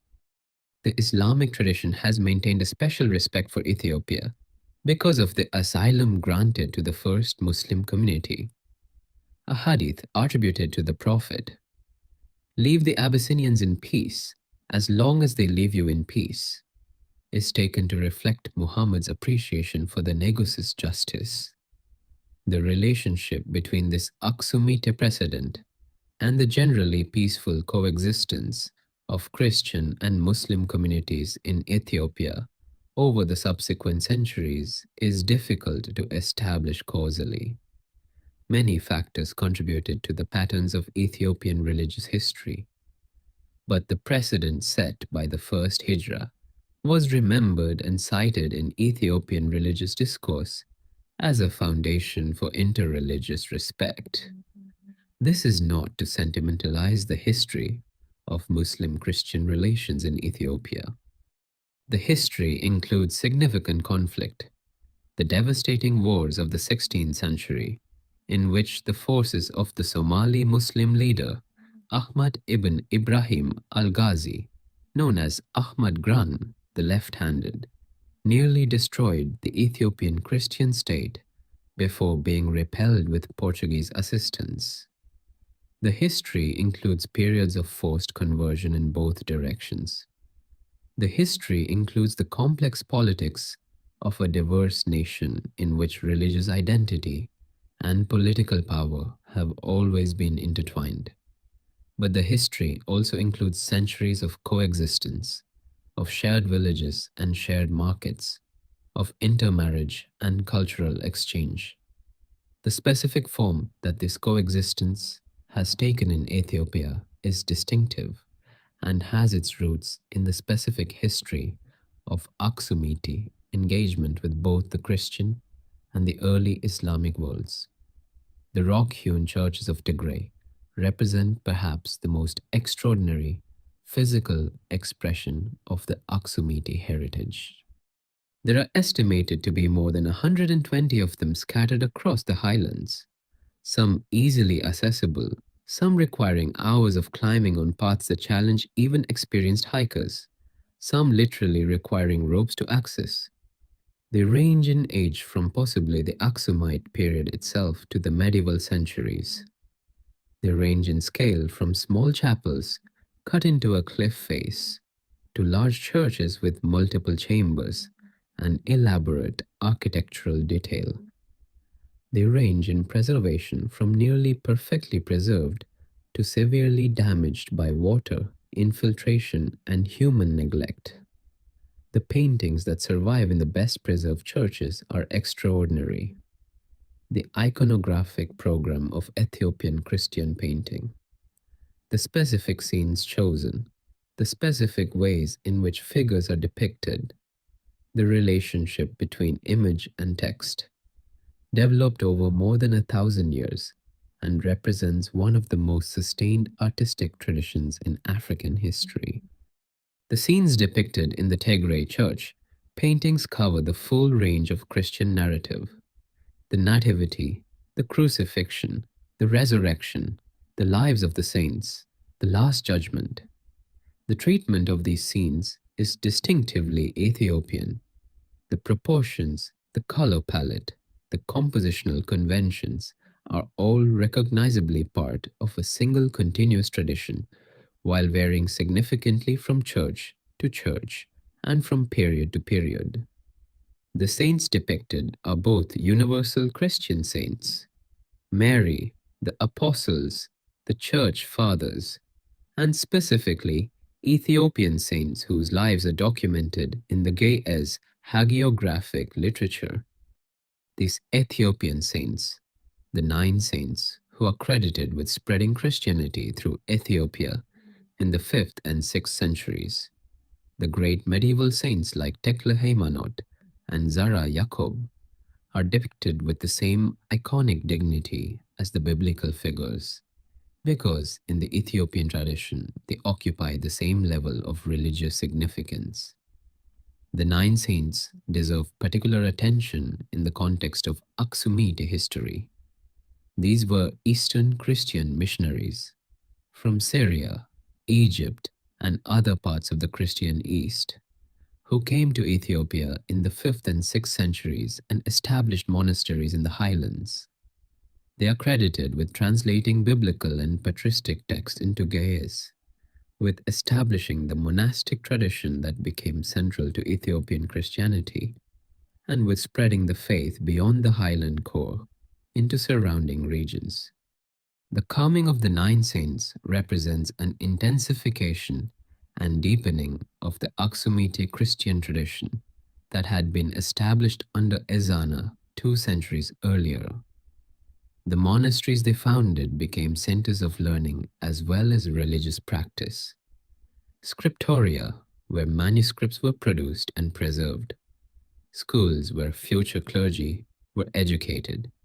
Communities that maintained their functions across political upheavals. The monastery of Debre Damu, already mentioned, is associated with one of the nine saints, Abba Aragawi. Whatever its precise date of foundation, it has been a center of Ethiopian monastic life for at least 15 centuries. The library it maintains, the liturgy it performs, the community it sustains, all of these represent a direct connection to the Aksumite period. The relationship between the monastic communities and the royal courts of medieval Ethiopia was complex. The monasteries were centers of learning and cultural production, but they were also political actors. Their abbots wielded significant influence. Their wealth was substantial. Their ability to legitimate or delegitimate royal authority was real. The Solomonic dynasty that restored itself in the 13th century needed the support of the monasteries to establish its legitimacy. The Kebra Nagast, which established the theological and historical foundation for Solomonic rule, was produced in a monastic context. The monasteries produced the scribes and the administrators who ran the royal court. The relationship was mutually dependent. The royal court needed the monasteries' intellectual and spiritual resources, and the monasteries needed the royal court's political protection and material support. This mutual dependence shaped the character of Ethiopian Christian civilization for centuries.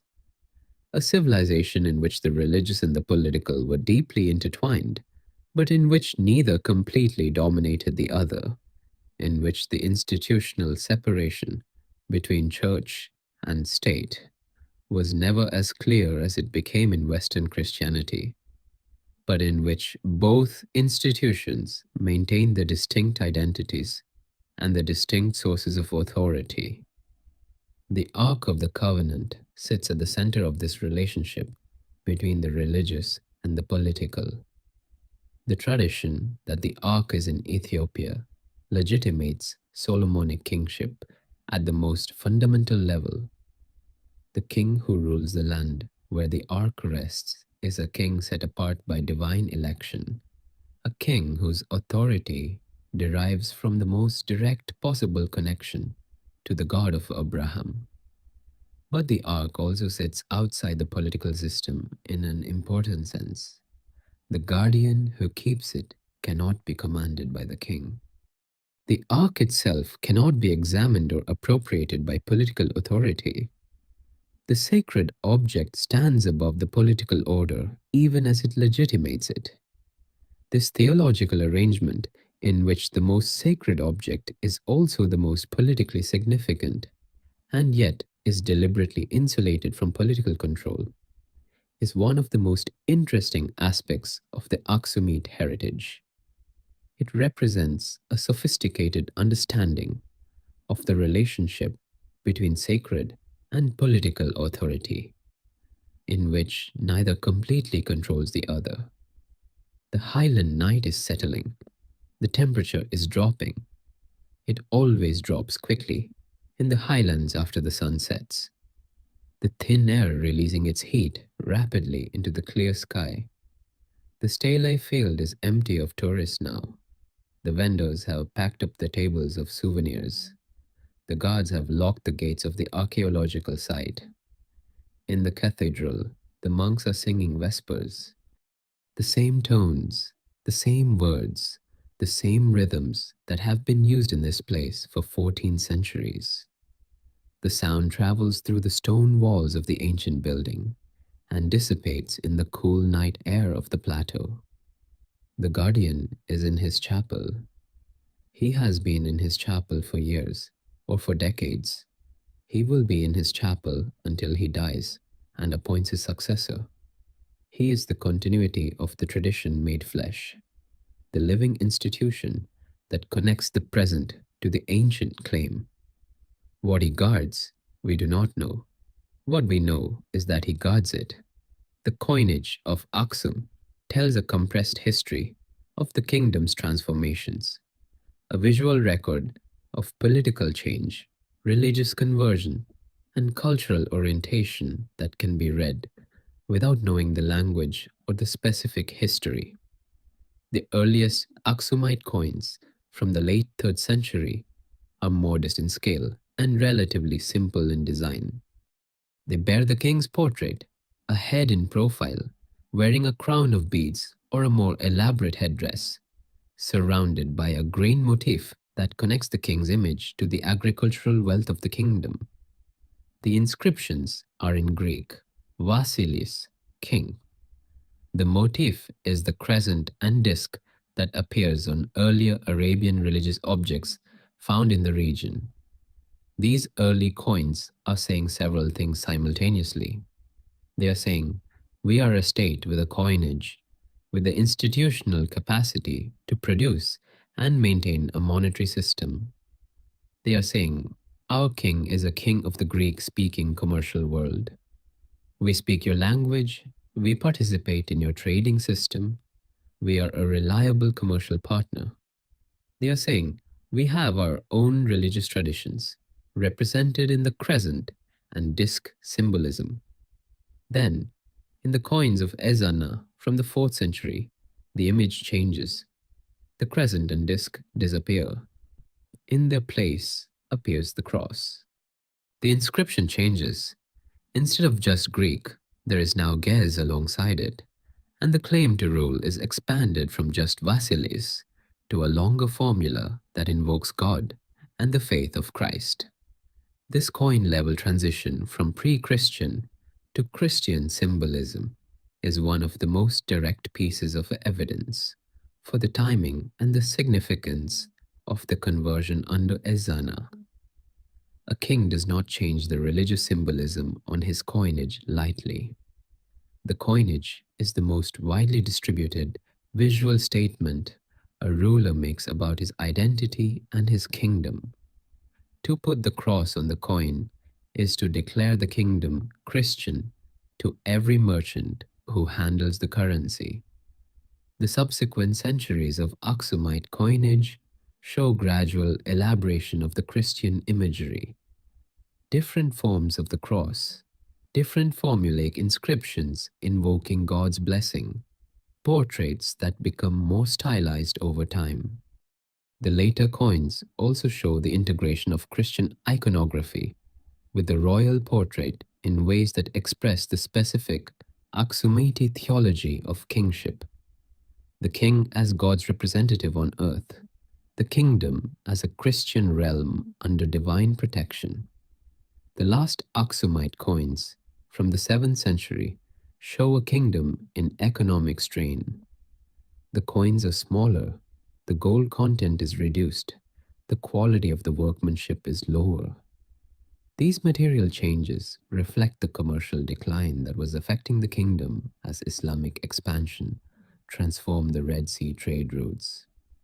The coins tell the story of decline as directly as the earlier coins told the story of rise. The study of Aksumite coins, numismatics, the scholarly discipline concerned with coins, has been one of the most productive approaches to Aksumite history. Coins survive when other materials do not. They are datable and attributable. They carry precisely the information that a ruler wanted to project about his kingdom. They circulate widely, appearing in archaeological sites far from the place of origin, and their presence in distant sites tells us about the commercial networks through which they traveled. A collection of Aksumite coins allows a reader who knows what to look for to trace 300 years of Aksumite history, from the confident commercial state of the late 3rd century, through the Christian conversion of the 4th century, through the period of maximum regional power in the 5th and 6th centuries, to the contraction and decline of the 7th. It is a 300-year narrative compressed into metal discs small enough to hold in your hand. The physical properties of Aksumite gold coins also tell a story. The gold used in Aksumite coinage was of consistently high purity in the early and middle periods, a fact that reflects both the availability of gold from the Ethiopian and Sudanese sources that Aksum controlled and the institutional capacity to refine it to a consistent standard. High purity gold coins are a sign of a sophisticated monetary state, one that has the technical capacity to refine gold and the institutional will to maintain standards. The gradual reduction in gold purity visible in later Aksumite coins, a process called debasement, is a sign of fiscal stress. When a state cannot maintain the gold content of its coinage, it is typically because the gold supply is diminishing or the state's expenses are exceeding its revenues. The Aksumite debasement of the 7th century reflects the commercial pressure of the Islamic expansion on a kingdom that had depended on Red Sea trade revenues. This fiscal analysis of Aksumite decline is not the only explanation for what happened, but it is part of a picture that combines commercial, environmental, and military factors into a multi-causal account of why a great civilization contracted and eventually ceased to function as a major power. The concept of a great power, a state capable of projecting force beyond its immediate territory, maintaining extensive commercial networks, influencing the affairs of neighboring states, is usually associated in popular historical consciousness with the civilizations of the Mediterranean and European worlds. Rome, Greece, Persia, the various European empires of the early modern period. Aksum challenges this association. It was a great power in the fullest sense of the term, militarily capable of crossing the Red Sea to intervene in Arabia, commercially connected to India and the Mediterranean, diplomatically recognized by Rome and Persia as a peer. It was, for several centuries, one of the 4 or 5 most powerful states in the world. The reason it is not as familiar as Rome or Persia has nothing to do with its significance. It has to do with the geography of European historical consciousness, with the tendency of European historians to privilege the states that most directly influenced European history, and with the relative inaccessibility of the sources for Aksumite history to scholars working in European languages. The Ethiopian sources for Aksumite history, the chronicles, the hagiographies, the theological texts, are in Ge'ez, a language that requires years of specialized study. The Greek and Arabian sources that mention Aksum are scattered across a range of texts that are not easy to bring together. The archaeological evidence requires fieldwork in conditions that are often logistically challenging. The scholars who have done this work, Ethiopian, British, Italian, American, German, and others, have produced a picture that is far more detailed and far more impressive than the popular consciousness of Aksum reflects. Their work is available in specialized journals and in academic books, but it has not yet made its way into the popular narratives of world history in the way that the work on Rome or Egypt or Mesopotamia has. This is changing slowly. The increasing interest in African history more broadly, driven partly by the growing recognition that the Eurocentric narrative of world history has been distorted by omission, is bringing more attention to Aksum. The UNESCO World Heritage listing of the Aksum archaeological site, the return of the Aksumite obelisk from Rome, the growing Ethiopian diaspora's engagement with its heritage, all of these are contributing to a broader awareness. But the work of making Aksum part of the common heritage of humanity, Part of the stories that people across the world know and draw on in understanding the human past is still largely to be done. The night over the plateau is complete now. No light from the valley below, no sound from the modern town. Just the highland darkness and the highland stars and the highland cold. The stelae are shapes in the darkness, too tall to ignore even in the absence of light, the granite bulk present against the sky. 17 centuries of highland nights have passed around them. The same cold, the same stars, the same silence punctuated by the same wind. Whatever was in the mind of the person who commissioned the construction, whatever theological claim they were meant to make, whatever memorial they were meant to serve, the practical result has been to create something that outlasts the civilization that built it by an enormous margin, that continues to be present in the landscape long after every other trace of the civilization that raised it has disappeared into the ground. The broken stele, the stand-in stele, the return stele. Three different fates for three monuments that were raised in the same place for the same purpose by the same civilization. The broken one teaches something about the fragility of ambition, the great work that falls before it is complete, that lies on the ground for 17 centuries as a reminder that what humans build can collapse. The standing one teaches something about resilience, the monument that has withstood everything that the highland weather and highland politics and highland time can throw at it, still standing, still pointing at the sky. The returned one teaches something about the long arc of justice, the monument taken by force, displayed in a foreign capital for 7 decades, and eventually returned to its original position by the slow workings of international agreement and political change. 3 stories and 3 stones. The civilization that raised them would recognize all 3. The highland air is cold and still. The stars complete their ancient rotation. One more layer of the Aksumite story deserves extended attention. The question of what the civilization meant to those who lived in it, as opposed to what it means to us looking back at it.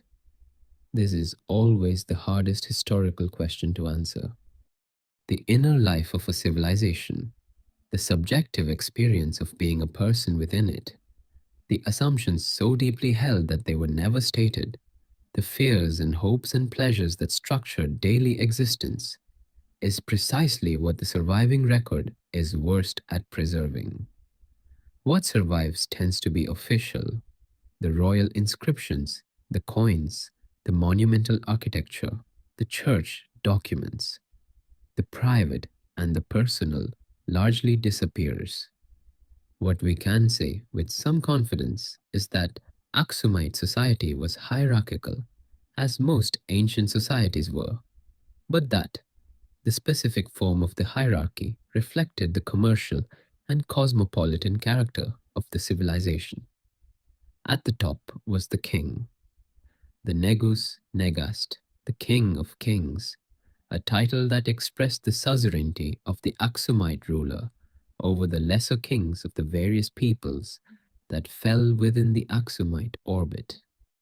The king was surrounded by an aristocracy, nobles of various ranks, some with hereditary positions, some with appointed ones, and by the bureaucratic and clerical apparatus that a state of Aksum's complexity required. Below the elite was a substantial middle class of merchants, artisans, and prosperous farmers. The commercial nature of the Aksumite economy means that trade was a significant path to wealth and status. A man who built a successful trading business could accumulate wealth and social standing that was not hereditary, but that could be passed on to children through education and capital. Below that were the subsistence farmers and pastoralists of the highland regions, people whose lives were structured by the agricultural calendar, by the demands of the state for taxes in grain or labor. and by the religious calendar that the church maintained. And below that were the enslaved people, those captured in raids or purchased in trade, those doing the hardest and most dangerous work of the urban and agricultural economy. This social hierarchy was probably more permeable at the commercial middle than at the extremes. Trade offered routes to advancement that pure birth did not determine, but birth still mattered enormously for access to the king's court and for access to the education that underpinned the bureaucratic and clerical careers. The conversion to Christianity introduced a new dimension of social organization, the church, that intersected with but was not identical to the secular hierarchy. Bishops and monks and priests occupied positions of authority and influence that did not depend entirely on secular rank. The monastic tradition, in particular, offered a path to significance that was available to people of relatively modest secular origin. A man who entered a monastery and demonstrated intellectual or spiritual gifts could rise to positions of great influence within the church. The nine saints who came from the Eastern Christian world in the 5th and 6th centuries were, in this sense, exemplars of a kind of social mobility through religious achievement that the Aksumite church made possible. The life of an ordinary Aksumite merchant in the 4th century, someone engaged in the Indian Ocean trade, making perhaps one voyage a year, returning with goods that he sold in the markets of Adulis or Aksum, was a life that connected him to the widest world available to any person of his time. He would have handled Indian beads, known the quality of different varieties of cotton cloth, understood the monsoon calendar well enough to plan his voyages, spoken Greek as a commercial language alongside his native Ge'ez, perhaps known some Arabic or some of the coastal languages he encountered in his travels. He would have carried Aksumite gold coins, whose portrait of his king he recognized, and he would have understood that those coins were accepted in ports hundreds of miles from his home. His world, in other words, was genuinely global, not in the modern sense of instant communication and rapid travel, but in the sense of participation in a network of exchange that stretched across multiple continents. He was a citizen of a cosmopolitan trading civilization in the fullest ancient sense. He was also, after the conversion, a member of a Christian community that was in contact with Christian communities across the known world, in Egypt, in Syria, in Constantinople. The theological debates of the early church about the nature of Christ, about the relationship between divine and human in Jesus, about the proper structure of the church, were debates that his church participated in, that his bishop traveled to councils to represent. He was part of a universal church as well as a local one. This combination, the global commercial network and the universal church, gave Aksumite civilization an unusually wide horizon for its time. The typical Aksumite of the commercial class was probably more aware of and more engaged with the wider world than the typical person in many contemporary civilizations. The awareness of the wider world came with specific advantages and specific vulnerabilities. The advantages were commercial, access to the goods, the technologies, and the ideas that circulated through the trading networks. The vulnerabilities were political and economic.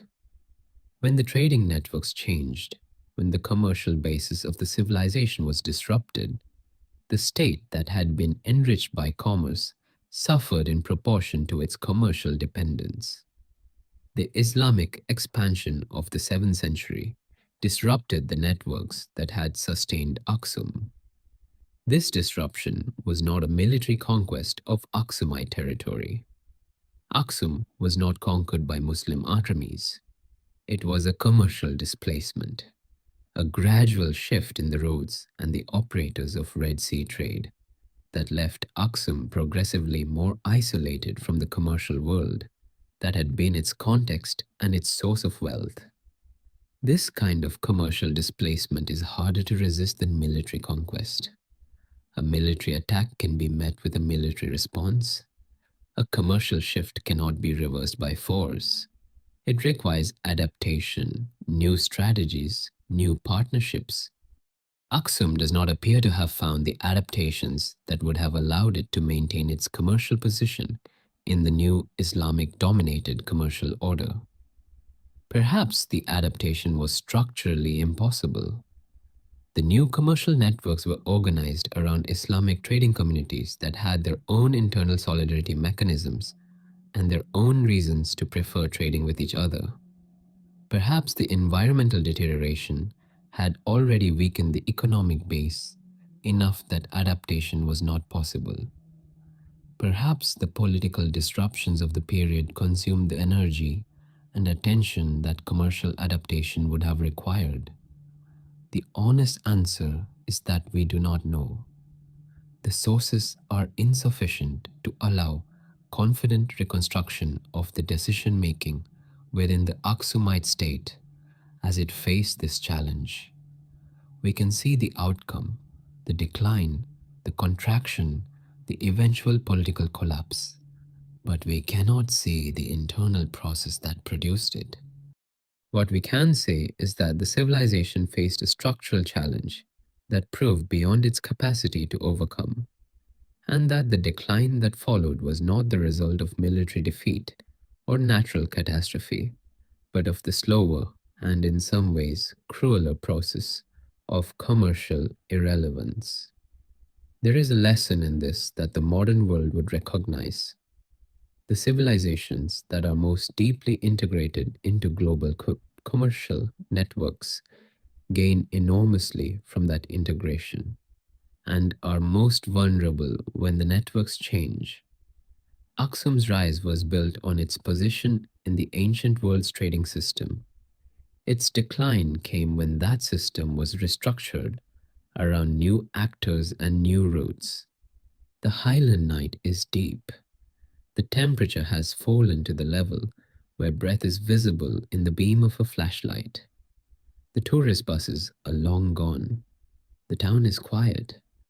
In the museum, behind glass, and in temperature-controlled cases, the coins that documented 300 years of Aksumite history sit in the dark. Gold and silver and bronze, bearing the portraits of kings whose names are known, but whose faces we are not sure we are reading correctly. The stylization of ancient portraiture, leaving room for interpretation. In the stelae field, the stones stand in the frost. Granite does not mind the cold. It has survived everything. In the chapel, the guardian keeps his watch. In the cathedral, the last prayers of the day have been said. The monks have gone to their cells. The candles have been extinguished. The ancient city sleeps. The legacy of Aksum in the modern world is multiple and sometimes contradictory, as the legacy of any great civilization tends to be. For the Ethiopian state, Aksum is a source of national pride and national identity that transcends the ethnic and religious divisions that have often made Ethiopian unity difficult. The stelae, the ancient churches, the tradition of the Ark, these belong to all Ethiopians regardless of religion or ethnic background. They represent a deep past that predates the modern divisions, a common heritage that can be invoked to overcome them. This use of ancient heritage for national integration is common across Africa and the post-colonial world generally. The invocation of pre-colonial civilizational achievement as a foundation for modern national identity. In Ethiopia's case, the strategy is more powerful than in most, because the civilizational achievement is genuinely extraordinary, and the connection between ancient Aksum and modern Ethiopia is genuinely continuous, not mythological. The Ethiopian Orthodox Church's relationship to the Aksumite heritage is the most direct and the most intimate.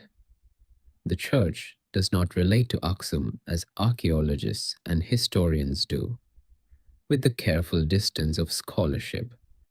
It relates to Aksum as a living tradition relates to its own origins, with reverence, with a sense of continuation, with the understanding that what was begun in Aksum is still ongoing.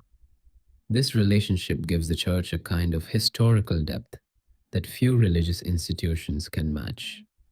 The Catholic Church traces its origins to the 1st century and to Peter in Rome. The Ethiopian Orthodox Church traces its origins to the 1st century and to the eunuch of Ethiopia, baptized by Philip in the Act of the Apostles, and to Frumentius in the 4th century, and to Ezana's conversion. The depth of the tradition is not mythological, it is historically documented. For the Rastafari movement, the relationship to Aksum is mediated through the Solomonic tradition and through the figure of Haile Selassie. Rastafari emerged in Jamaica in the 1930s in response to the conditions of black poverty and oppression in the post-emancipation Caribbean, finding in the Ethiopian imperial tradition, and specifically in the figure of Haile Selassie, as a descendant of Solomon and the Queen of Sheba, a theology of black dignity and divine destiny that offered an alternative to the colonial framework. The return to Ethiopia, Zion in Rastafari theology, is the central aspiration of the movement. Aksum, as the most ancient site of Ethiopian civilization, as the resting place of the Ark, as the city where the Solomonic tradition has its deepest roots, occupies a central place in Rastafari sacred geography. The music of the Rastafari tradition, reggae and its descendants, has carried the Ethiopian connection to audiences across the world, making the themes of Exodus and Zion and Solomon and Africa familiar to people who have no other connection to Ethiopian history. This is one of the most unexpected of Aksum's cultural legacies, a body of music created in the Caribbean that has introduced millions of people to the themes and traditions of the ancient Ethiopian highlands. The international scholarly community's engagement with Aksum has accelerated in recent decades, driven by improved archaeological methods, by the digitization of manuscript collections, and by the growing interest in African history across academic institutions worldwide. The picture of Aksumite civilization that has emerged from this work is considerably richer than what was available a generation ago. The digitization of Ethiopian manuscripts, a major ongoing project involving Ethiopian institutions, the Hill Museum and Manuscript Library in the United States, and various European partners, has made thousands of Gaius texts available to scholars who previously had to travel to Ethiopia to access them.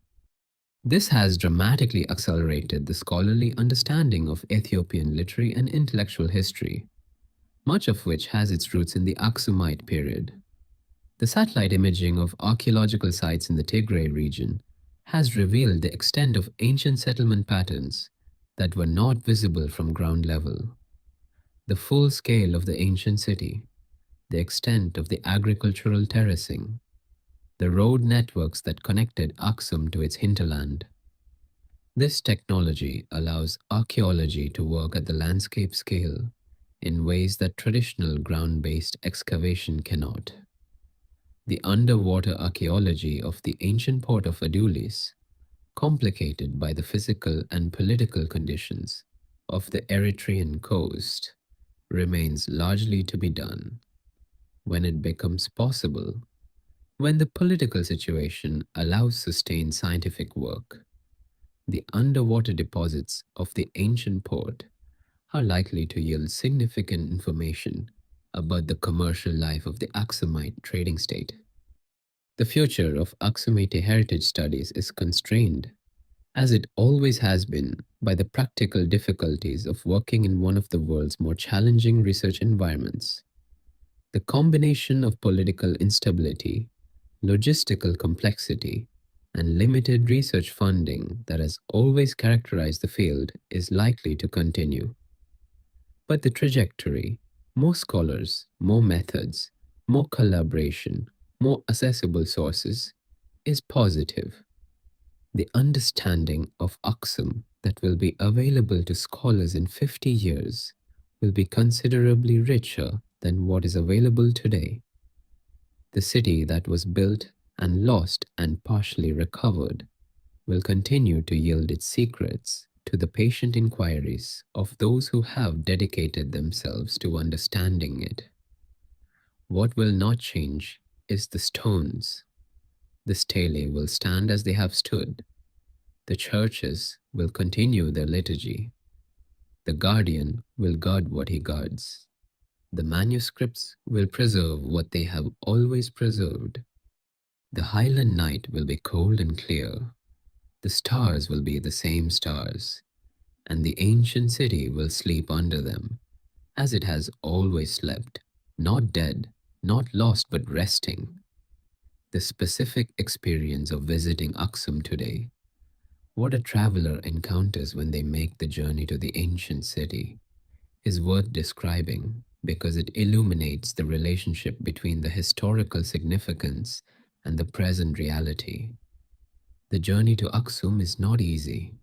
From Addis Ababa, the capital of Ethiopia, there is a flight, 2 hours, give or take, to the small airport near the city.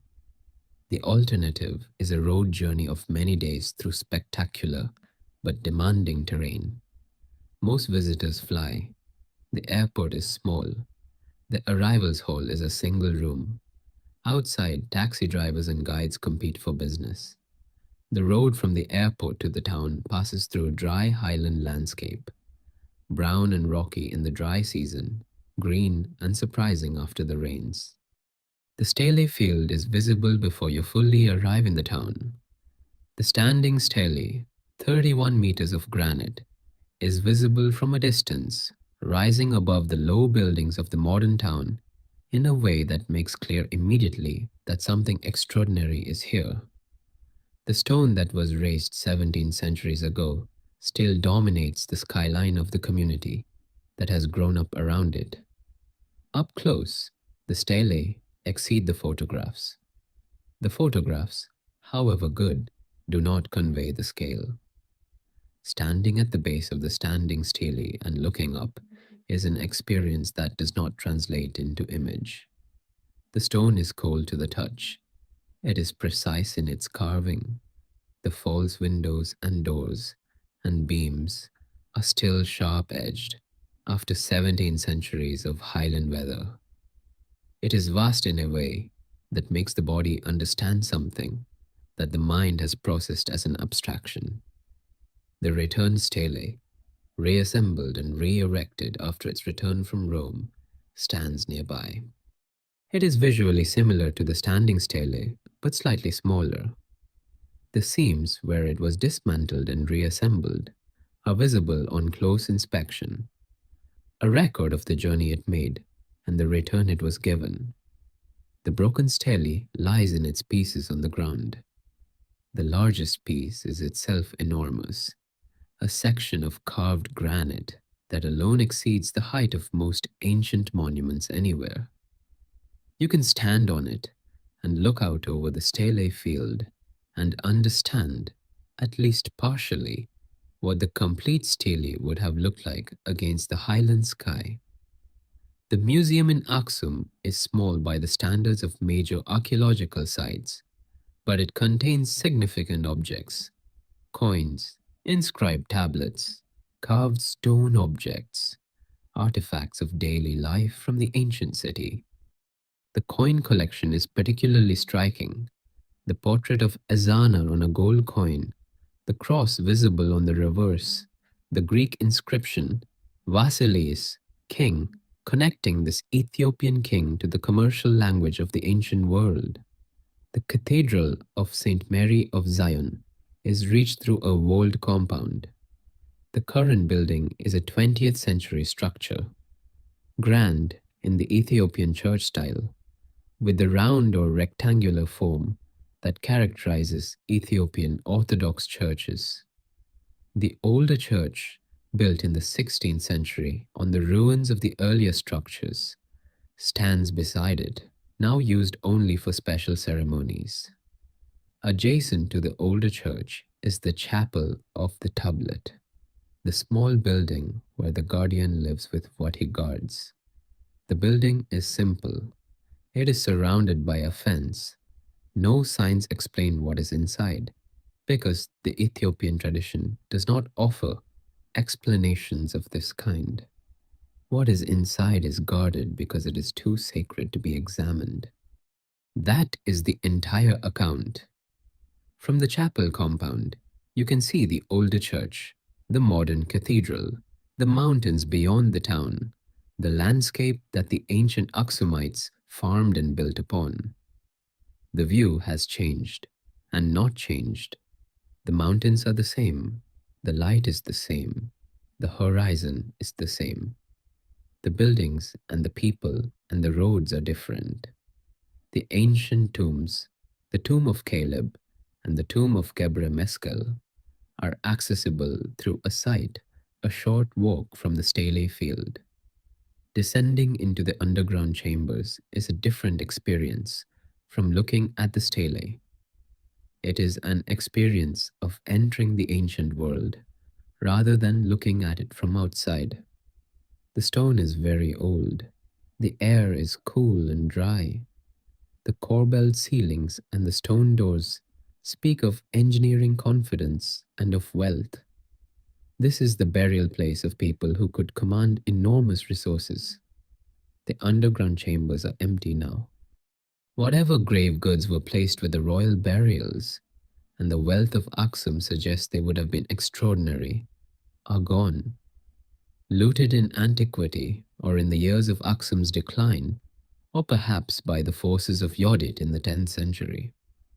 The chambers remain, precisely cut from the bedrock, speaking of the people who commissioned them through the technical achievement of their construction, rather than through any surviving contents.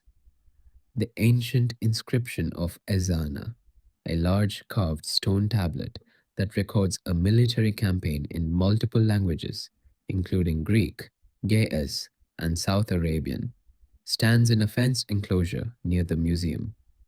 This is one of the most significant ancient inscriptions in Africa, a first-person account by an Aksumite king of a military campaign, recording the king's name, his military achievements, and his religious dedications. It is the ancient equivalent of a billboard, designed to be read by anyone who passed, and it has been read by scholars for more than a century, providing one of the most direct windows into Aksumato, royal self-presentation, that the archaeological record offers. These are the things that a visitor to Aksum encounters. They are enough, more than enough, to justify the journey. But they represent only a fraction of what Aksum actually was and what it contained. The rest is underground, waiting. The archaeologists who have worked at Aksum estimate that the ancient city extends far beyond the areas that have been excavated. The ground beneath the modern town contains layers of Aksumite occupation that have barely been touched by systematic excavation. The palace sites, the residential areas, the commercial districts of the ancient city. Most of this is beneath the houses and roads and churches of the modern settlement. Excavating a living city is always complicated. You cannot simply remove the modern settlement to access the ancient one. The work proceeds slowly, opportunistically. When a building is demolished, when a road is repaired, when a new construction project creates an opportunity for salvage archaeology. Over decades, piece by piece, the ancient city is slowly being revealed. But most of it is still there, still underground, still holding whatever it holds. The ancient city is patient. It has been patient for 17 centuries. It will continue to be patient for as long as it takes. The Highland night settles over everything. The stars complete the circuit. The stones hold their silence. The guardian watches. The city sleeps. The question of the ark is the question that will not go away, and so it deserves one more extended examination before this story ends. The scholarly positions on the Ark of the Covenant at Aksum range from complete dismissal to cautious open mindedness. Almost no serious scholar argues that what is in the chapel at Aksum is the original ark described in the book of Exodus, an acacia wood box covered in gold containing the stone tablets of the Ten Commandments, with a golden cherubim on the lid. That object, if it ever existed in the specific form described in Exodus, has not been seen by any verifiable external observer for approximately 25 centuries. What serious scholars acknowledge is that the Ethiopian claim is old, that it has been consistently maintained, and that it has shaped Ethiopian culture and practice in ways that cannot be explained as a recent invention or a cynical political construction. The Tabo system, in which every Ethiopian Orthodox church contains a replica of the Ark, treated as the most sacred object in the church, kept veiled from view, brought out in processions, is a distinctive feature of Ethiopian Christianity that has no parallel in any other Christian tradition. It is both a practical expression of the Ark tradition and an explanation for why the original Ark, if it is in Aksum, does not need to be seen to be believed. Every Ethiopian Orthodox Christian is accustomed to relating to a sacred object that is present but not visible. The argument that the Ethiopian tradition preserves a genuine historical memory, that the Ark, or something understood to be the Ark, was indeed brought to Ethiopia at some point in ancient history, has been made by serious scholars, though it remains a minority position in academic discourse. The counter-arguments are substantial. The biblical narrative gives no indication that the Ark left Jerusalem. The last mention of the Ark in the Hebrew Bible is in connection with the temple built by Solomon. It was placed in the Holy of Holies, the innermost sanctuary of the temple, and it is not mentioned again after that placement. When Nebuchadnezzar's forces destroyed the temple in 587 BCE and carried the temple vessels to Babylon, the Ark is not mentioned among the items taken. It simply disappears from the biblical record. Various ancient Jewish traditions suggest that the Ark was hidden in a cave beneath the Temple Mount or carried to Egypt or Ethiopia before the Babylonian conquest.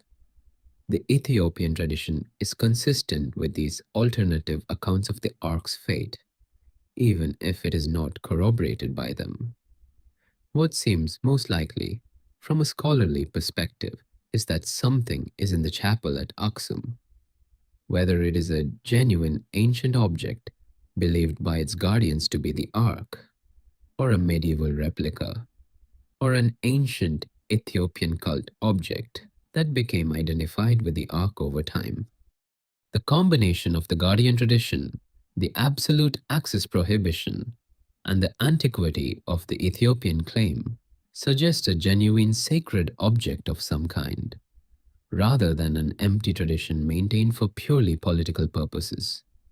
But the specific nature of that object, whether it is in any meaningful sense the Ark of the Covenant described in the book of Exodus, is a question that cannot be answered without examination, and the examination is not going to happen. The guardian has made his commitment. The Ethiopian Orthodox Church has established its prohibition.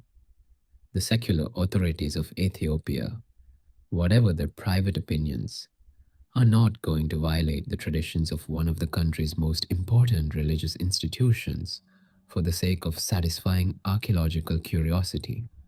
And so the question remains open. It will remain open indefinitely. The uncertainty is part of the Aksum story, appropriate in some sense for a civilization that has always combined extraordinary historical achievement with mysteries that resist resolution. There is something philosophically interesting about a sacred object whose power depends in part on its inaccessibility, on the fact that it cannot be examined, verified, or reduced to an archaeological totem. The guardian's vigil, the absolute prohibition on access, the tradition that even the patriarch cannot see it. These are not simply security measures, they are theological statements. The sacred is by definition beyond ordinary human access. The ark, whatever it is guarded in a way that insists on this inaccessibility as itself meaningful.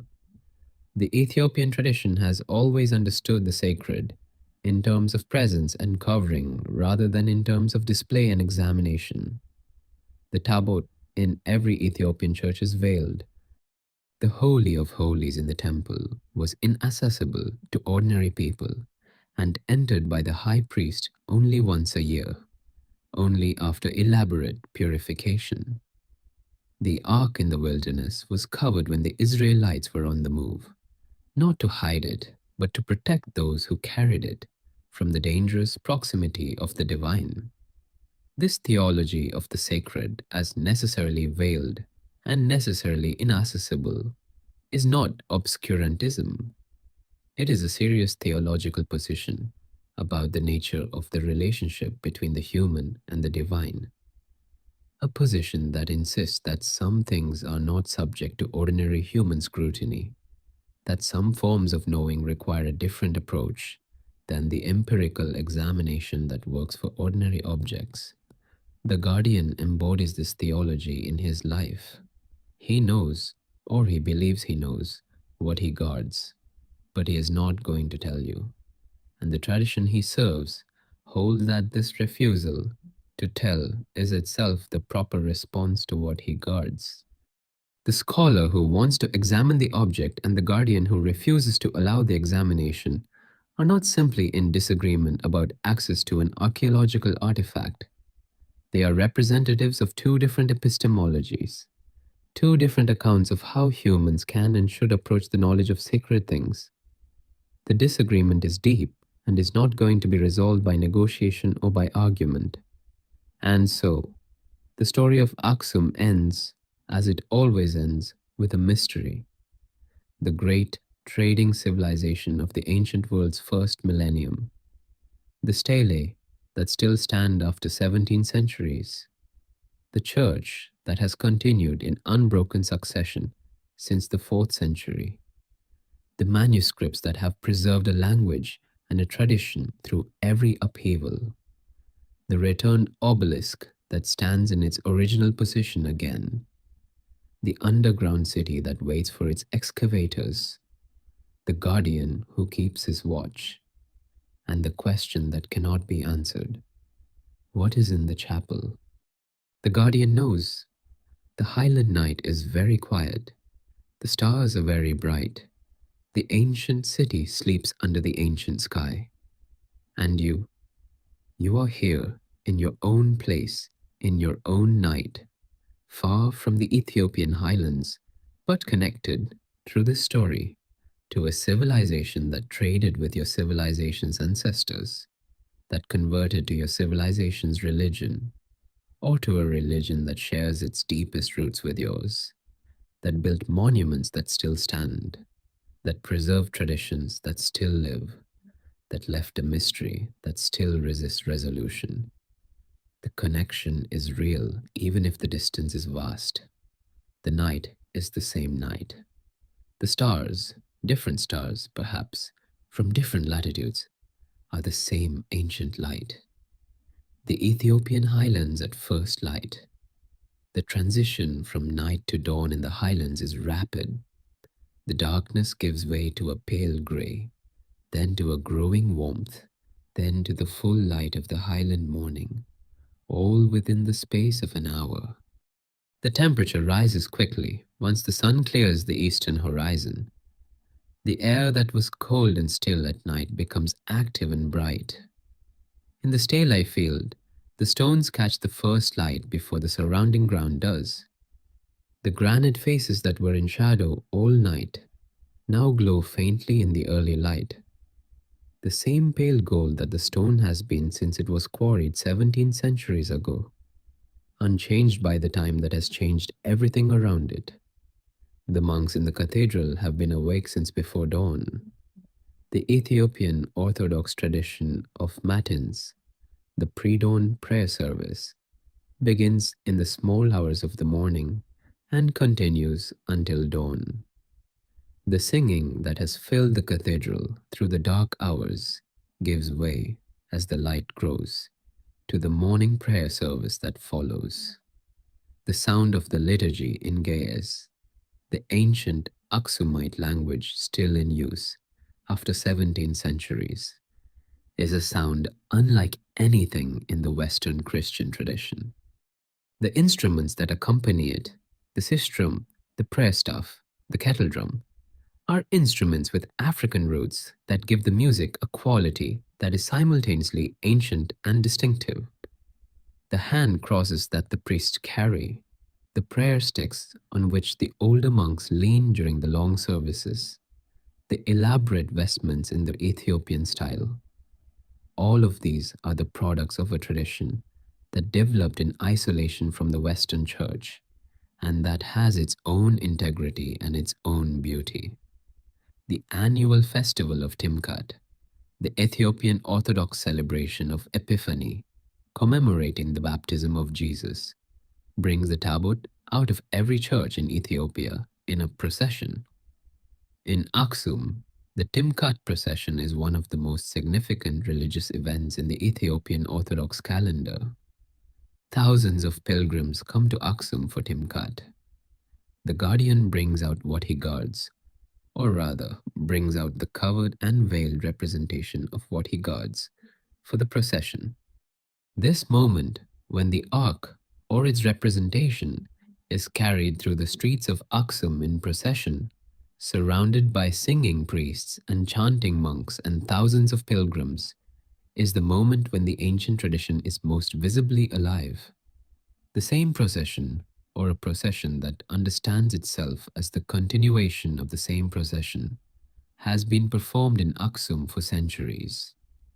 The specific route of the procession passes through the landscape of the ancient city. The singing is in the language of the ancient city. The object at the center of the procession connects the present moment to the most ancient Aksumite claim of all.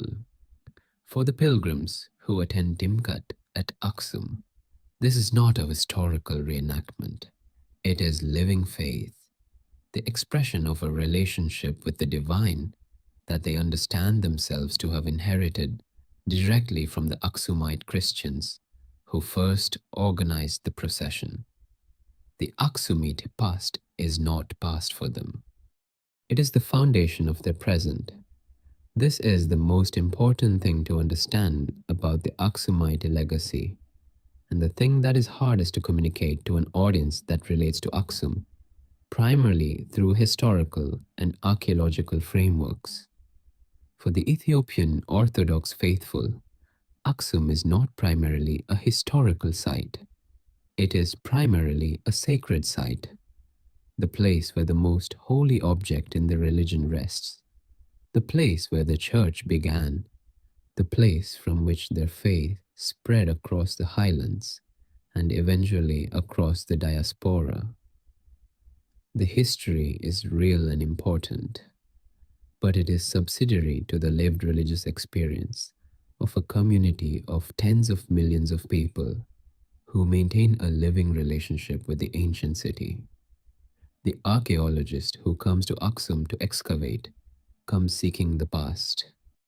The pilgrim who comes to Aksum for Timkat comes seeking the present, a present that is continuous with the past, but that is experienced as now, as alive, as speaking to the immediate conditions of human existence. Both are right. The past is real and deserves the archaeologist's careful attention. The living tradition is real and deserves the pilgrim's faith. The highland morning is warm now. The sun is fully up. The market in the modern town is beginning to come to life. Vendors arranging the goods, buyers beginning to arrive, the ordinary commerce of a highland market town getting underway.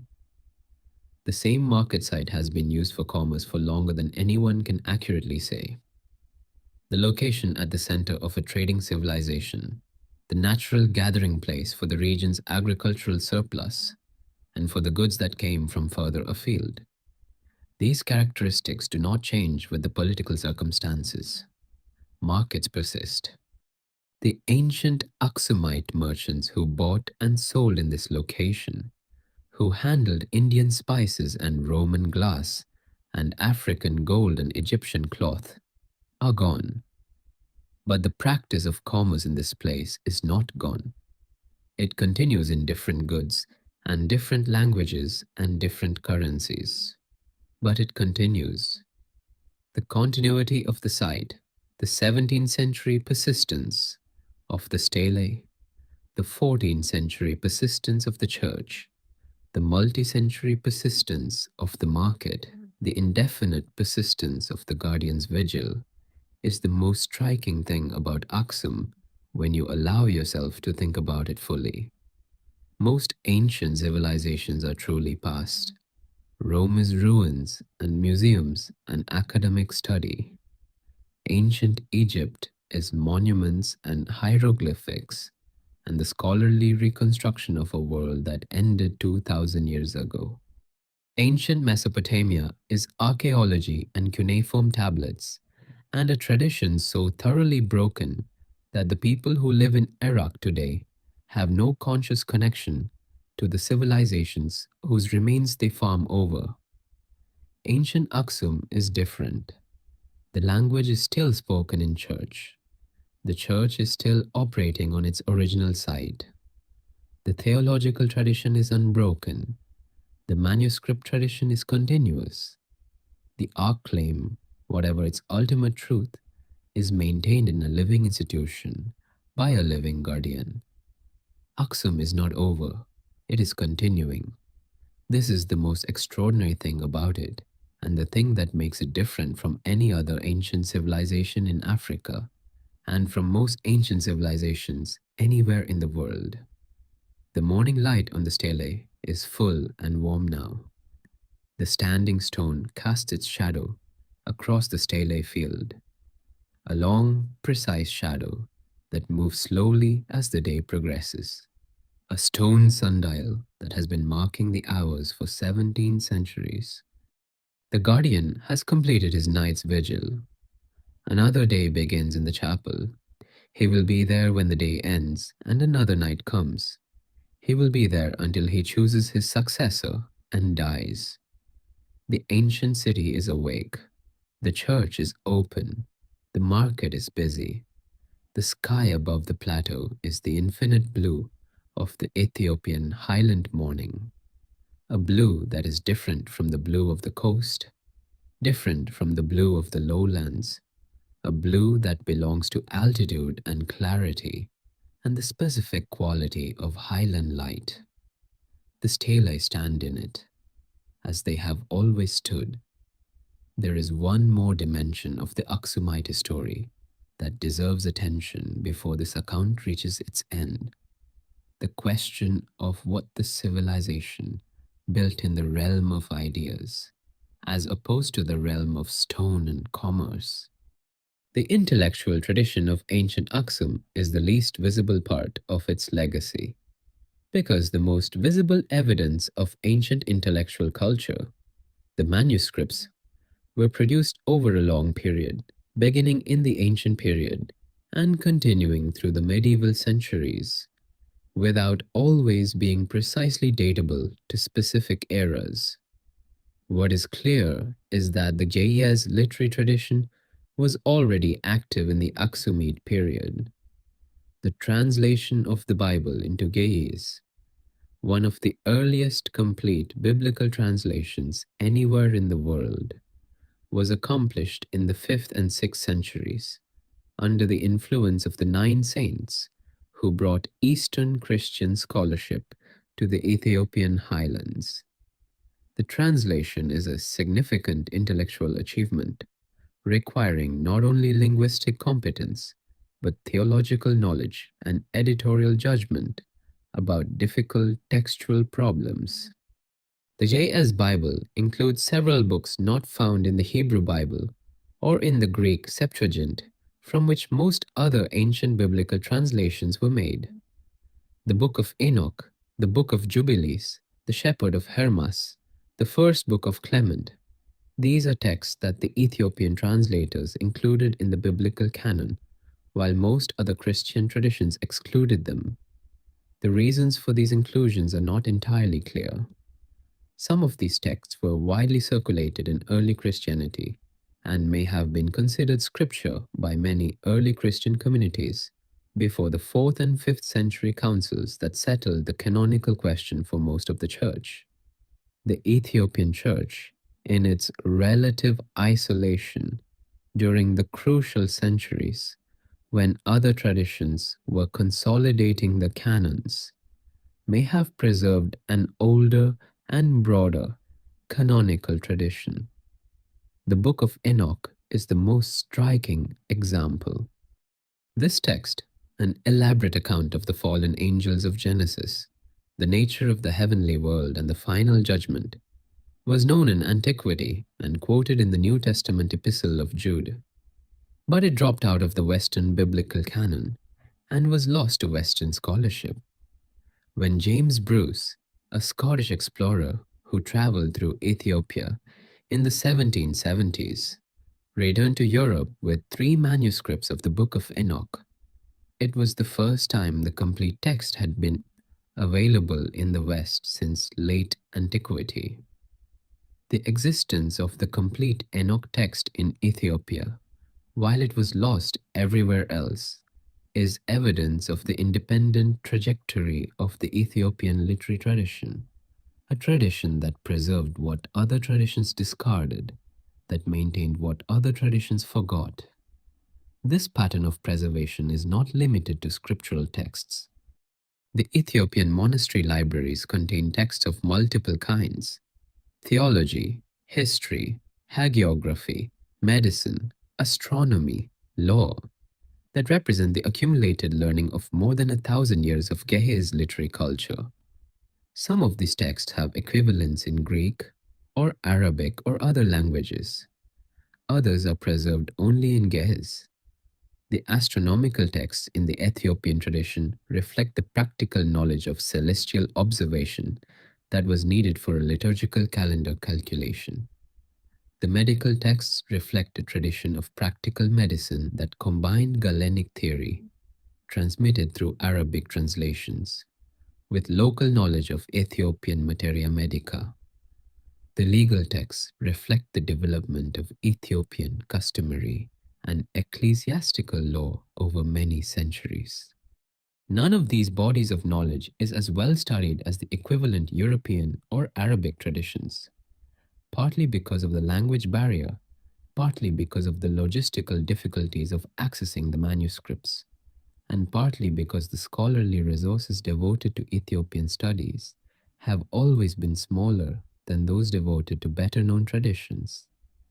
But the knowledge is there, waiting in the manuscript libraries of Debre Damo and Lalibela and Gundagunde and dozens of other highland monasteries.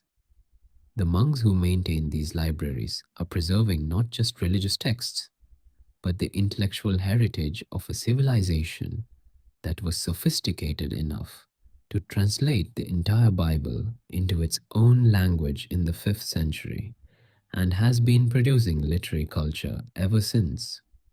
The idea of Aksum as a center of learning, as a place where knowledge was gathered, transmitted, and developed, is not one that the popular image of the civilization tends to emphasize. The popular image focuses on the stelae, on the ark, on the military campaigns and the commercial power. But behind all of that was an intellectual culture capable of sustaining a literary tradition in its own language that has persisted for 15 centuries. The monks of the highlands who copy manuscripts by hand, using traditional materials and traditional techniques, writing in a script that has not changed significantly for 15 centuries, are not simply performing an act of religious devotion. They are maintaining a chain of intellectual transmission that connects the present to the Aksumite past as directly as the chain of liturgical tradition and the chain of institutional succession. Every manuscript that is copied is a manuscript that will be available to the next generation of scholars and monks. Every Gaius text that is transcribed correctly is a text that will not be lost when the original deteriorates. The act of copying is an act of civilizational preservation. Quiet, unglamorous, essential. The digitization projects that are now making many of these manuscripts available in electronic form represent an extension of the same logic, a new technology in the service of the same fundamental goal of preservation and transmission. The morning in Aksum is fully underway now. The town is busy. The tourists who arrived on the morning flight are at the stelae field, taking photographs that will not quite capture what they are seeing. The local students are in school. The market is at its busiest. In the monastery, that is one of the institutions descended from the Aksumite foundation, a monk is copying a manuscript. His posture is the posture of someone who has been doing this for years and who has reached the state of absorbed attention that the work requires. The pen moves across the parchment. The letters form with the precision of long practice. The text that was written by someone long dead is being written again by someone who is alive today. This is what the Aksumite heritage looks like in its most ordinary form. Not the extraordinary stelae, not the mysterious chapel, not the dramatic history of military campaigns and commercial empires, but the everyday practice of preservation and transmission. A monk, a pen, a manuscript, the ancient words appearing on fresh parchment, the chain of transmission continuing. This is what 17 centuries of civilizational continuity actually looks like from the inside. The highland noon is bright and warm. The stelae cast their shortest shadows. The guardian rests in his vigil.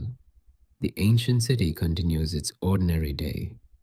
As it has continued, ordinary day by ordinary day, for 17 centuries. The final thing to be said about Aksum is something about time.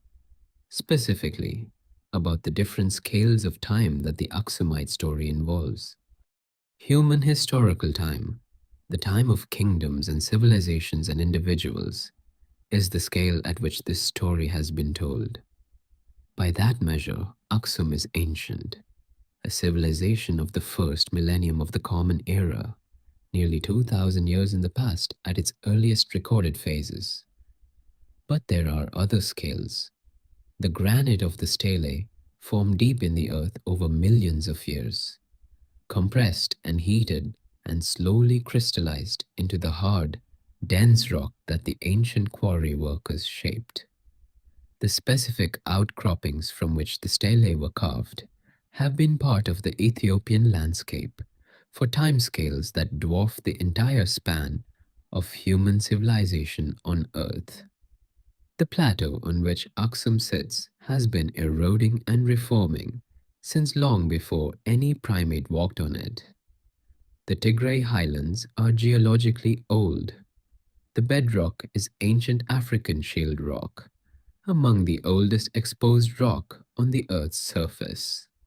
The landscape that the ancient Aksumites farmed and built upon was already enormously old by the time they arrived. Against these geological timescales, 17 centuries of human civilization is a very brief episode. A thin layer of human activity on top of millions of years of geological process. And the stars, The stars above the Aksumite highlands tonight are not the same stars that the ancient Aksumites saw, in the precise sense that the light we see from them left those stars hundreds or thousands or millions of years before the ancient Aksumites were born. What we see when we look at the night sky is not the present state of the stars. It is the past, preserved in light that has been traveling toward us for immense periods of time. The light from some of the stars visible above Aksum tonight left those stars before the earth existed. We are seeing in the night sky the deepest past that any human being can directly observe. Against this astronomical timescale, the entire span of human civilization, from the first cities of Mesopotamia to the present, is a fraction of a second. The Aksumite civilization, which seems so ancient from the perspective of human history, is so recent from the perspective of astronomical time as to be effectively instantaneous. Why mention these other timescales in a story about a specific human civilization? Because the juxtaposition is clarifying. It reminds us that human civilizations, however impressive, however durable, however significant in human terms, exist within a context of time and space that utterly dwarfs them. The granite that the Aksumites carved was formed over millions of years before they touched it, and will exist for millions of years after the last human eye has looked at it. This is not a reason for despair or for the conclusion that human achievement is meaningless. It is a reason for a specific kind of perspective, one that values what human beings have accomplished precisely because it is achieved within such constrained circumstances, by beings whose lives are so short and whose knowledge is so limited. The ancient Aksumites did not know about geological time or astronomical time in the way that modern science understands them, but they may have had some intuition of scale, some sense that they were building within a context that was larger than they could fully comprehend. The stelae they raised reached toward the sky. The sky they were reaching toward is the same sky that has always been there and that will always be there. The stones are small against the sky. The civilization that raised them is smaller still, and the human lives of those who raised them are smaller still. But they raised the stones, and the stones still stand, and the sky is still there above them. This is the human condition in its most compressed form, the small reaching toward the vast, and sometimes managing to leave a mark that outlasts the reaching. The ancient Aksumites left a mark. The stelae, the church, the manuscript tradition, the ark claim. These marks have outlasted the civilization that made them by 17 centuries and are still present in the world. What more can any civilization ask for? The highland night returns. It always returns. The temperature drops. The stars appear. The guardian settles into his vigil. The ancient city is patient. It has been patient for a very long time. The stars above it are patient too, in their way. And you, in your own night, in your own place, you are part of this. You are one of the people to whom the ancient city's story has been transmitted. You know now that it existed. You know something of what it built, and what it meant, and what it left behind. The chain of transmission reaches you. The stones stand in the highland night. The guardian watches. The ancient language is spoken in ancient churches. The stars are very bright. Sleep now. The end